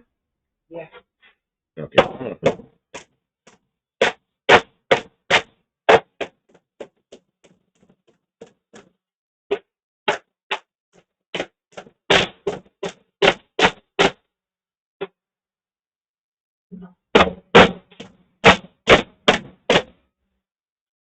Sheet metal screws? No, we use Clintos. I don't like sheet metal screws. What do we have that? Huh? Mexican Spec's telling you to use sheet metal screws. What? What do you need? You're just pointing. I don't know what you want. Can I have a Sharpie? You're just pointing at your ears. Does that mean Sharpie? That means you can't hear me because you're wearing earring things. You're just wildly pointing around. We got 100 things piled on the desk in a big mess, and you're pointing at it. Yeah.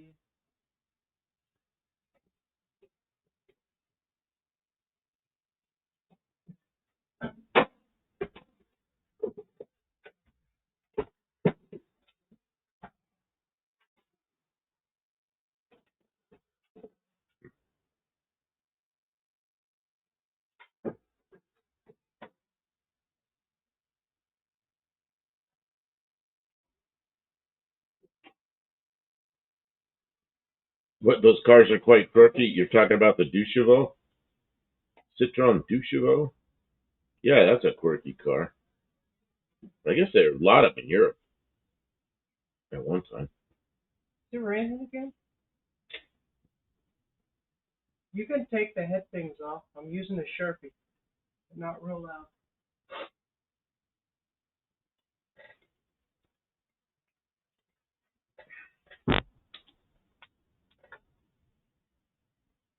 Okay, Straight Bullet, your name and presidents have been shot. There's some other ones.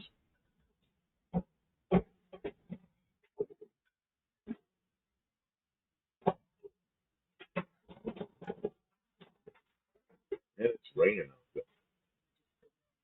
Hear me though because you won't have I had my...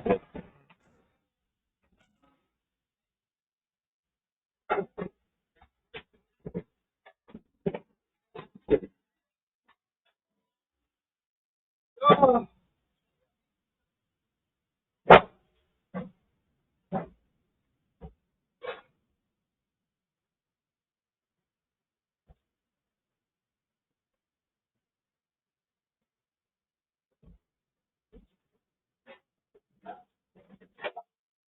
Sure.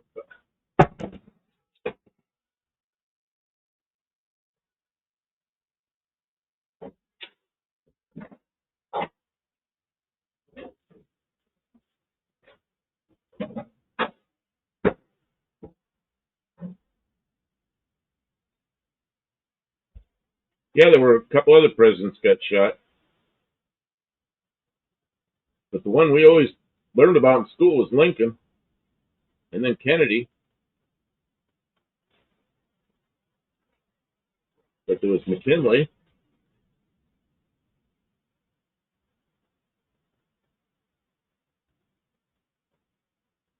McKinley was shot. Who else? Another one.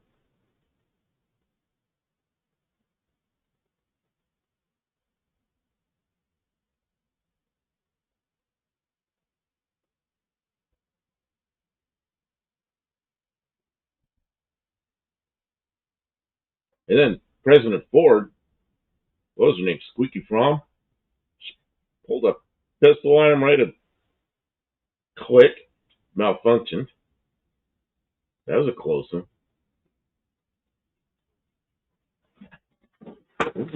Is she still in prison? I don't remember.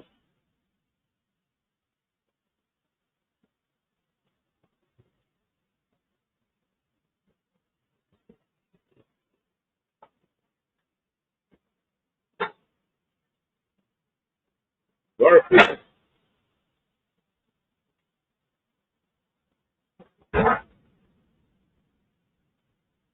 Yeah, Garfield. He's from Ohio.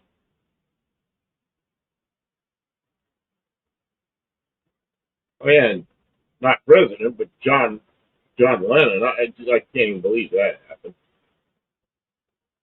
But that one made no sense to me. I know people get all wound up about politics. But, it's not right, but I mean, I understand that. But John Lennon,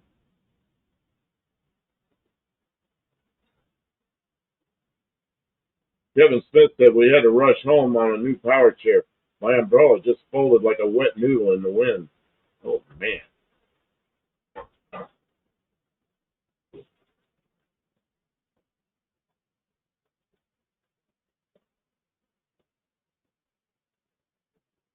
Yeah, Theodore Roosevelt.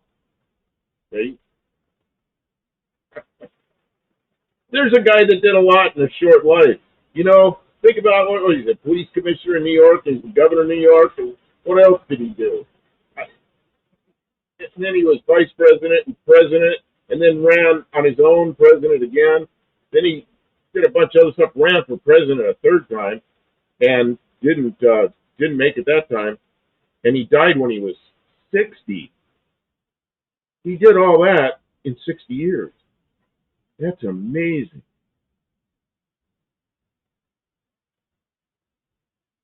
Yeah, we already said Donald Trump.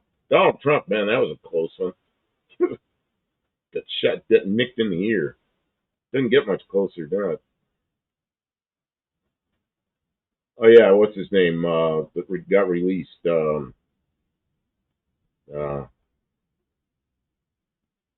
John Hinckley.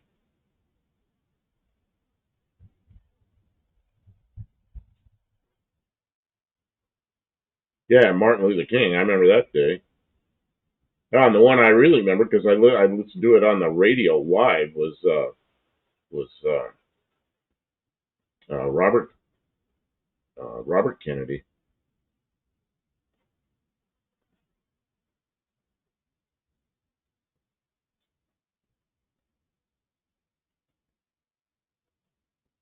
McKinley was shot. He was killed. That's how Theodore Roosevelt became president. He was the second vice president for McKinley. He hadn't been vice president very long. Yeah, something that people always say is John Kennedy was the youngest elected president, and they throw that word "elected" in there. And the youngest president was Theodore Roosevelt. He was 41. I think 41. He might have been 42 when he became president. And Kennedy was 43.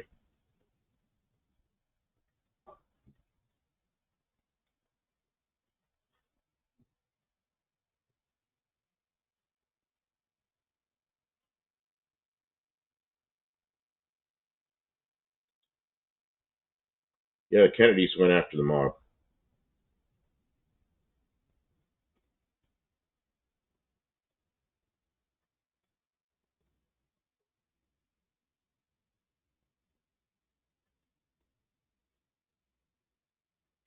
Kim, how are you doing? Oh, I look up there and you look like you're done.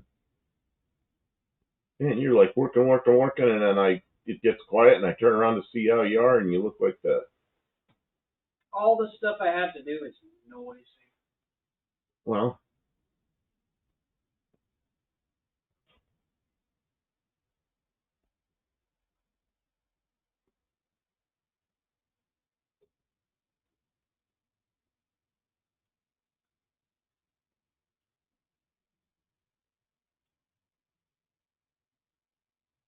Boy, I did a lot better job on that side than I did on this side.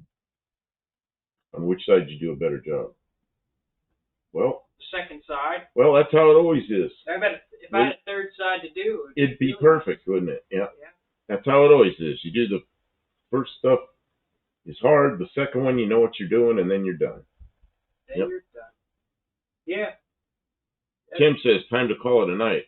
I think so. Yeah, because we're supposed to be at 3 hours right now, but we came in early. We came in about 20 minutes early, maybe something like that. So, yeah, we've been here 3 hours and 20 minutes at least. And I got some stuff done. So.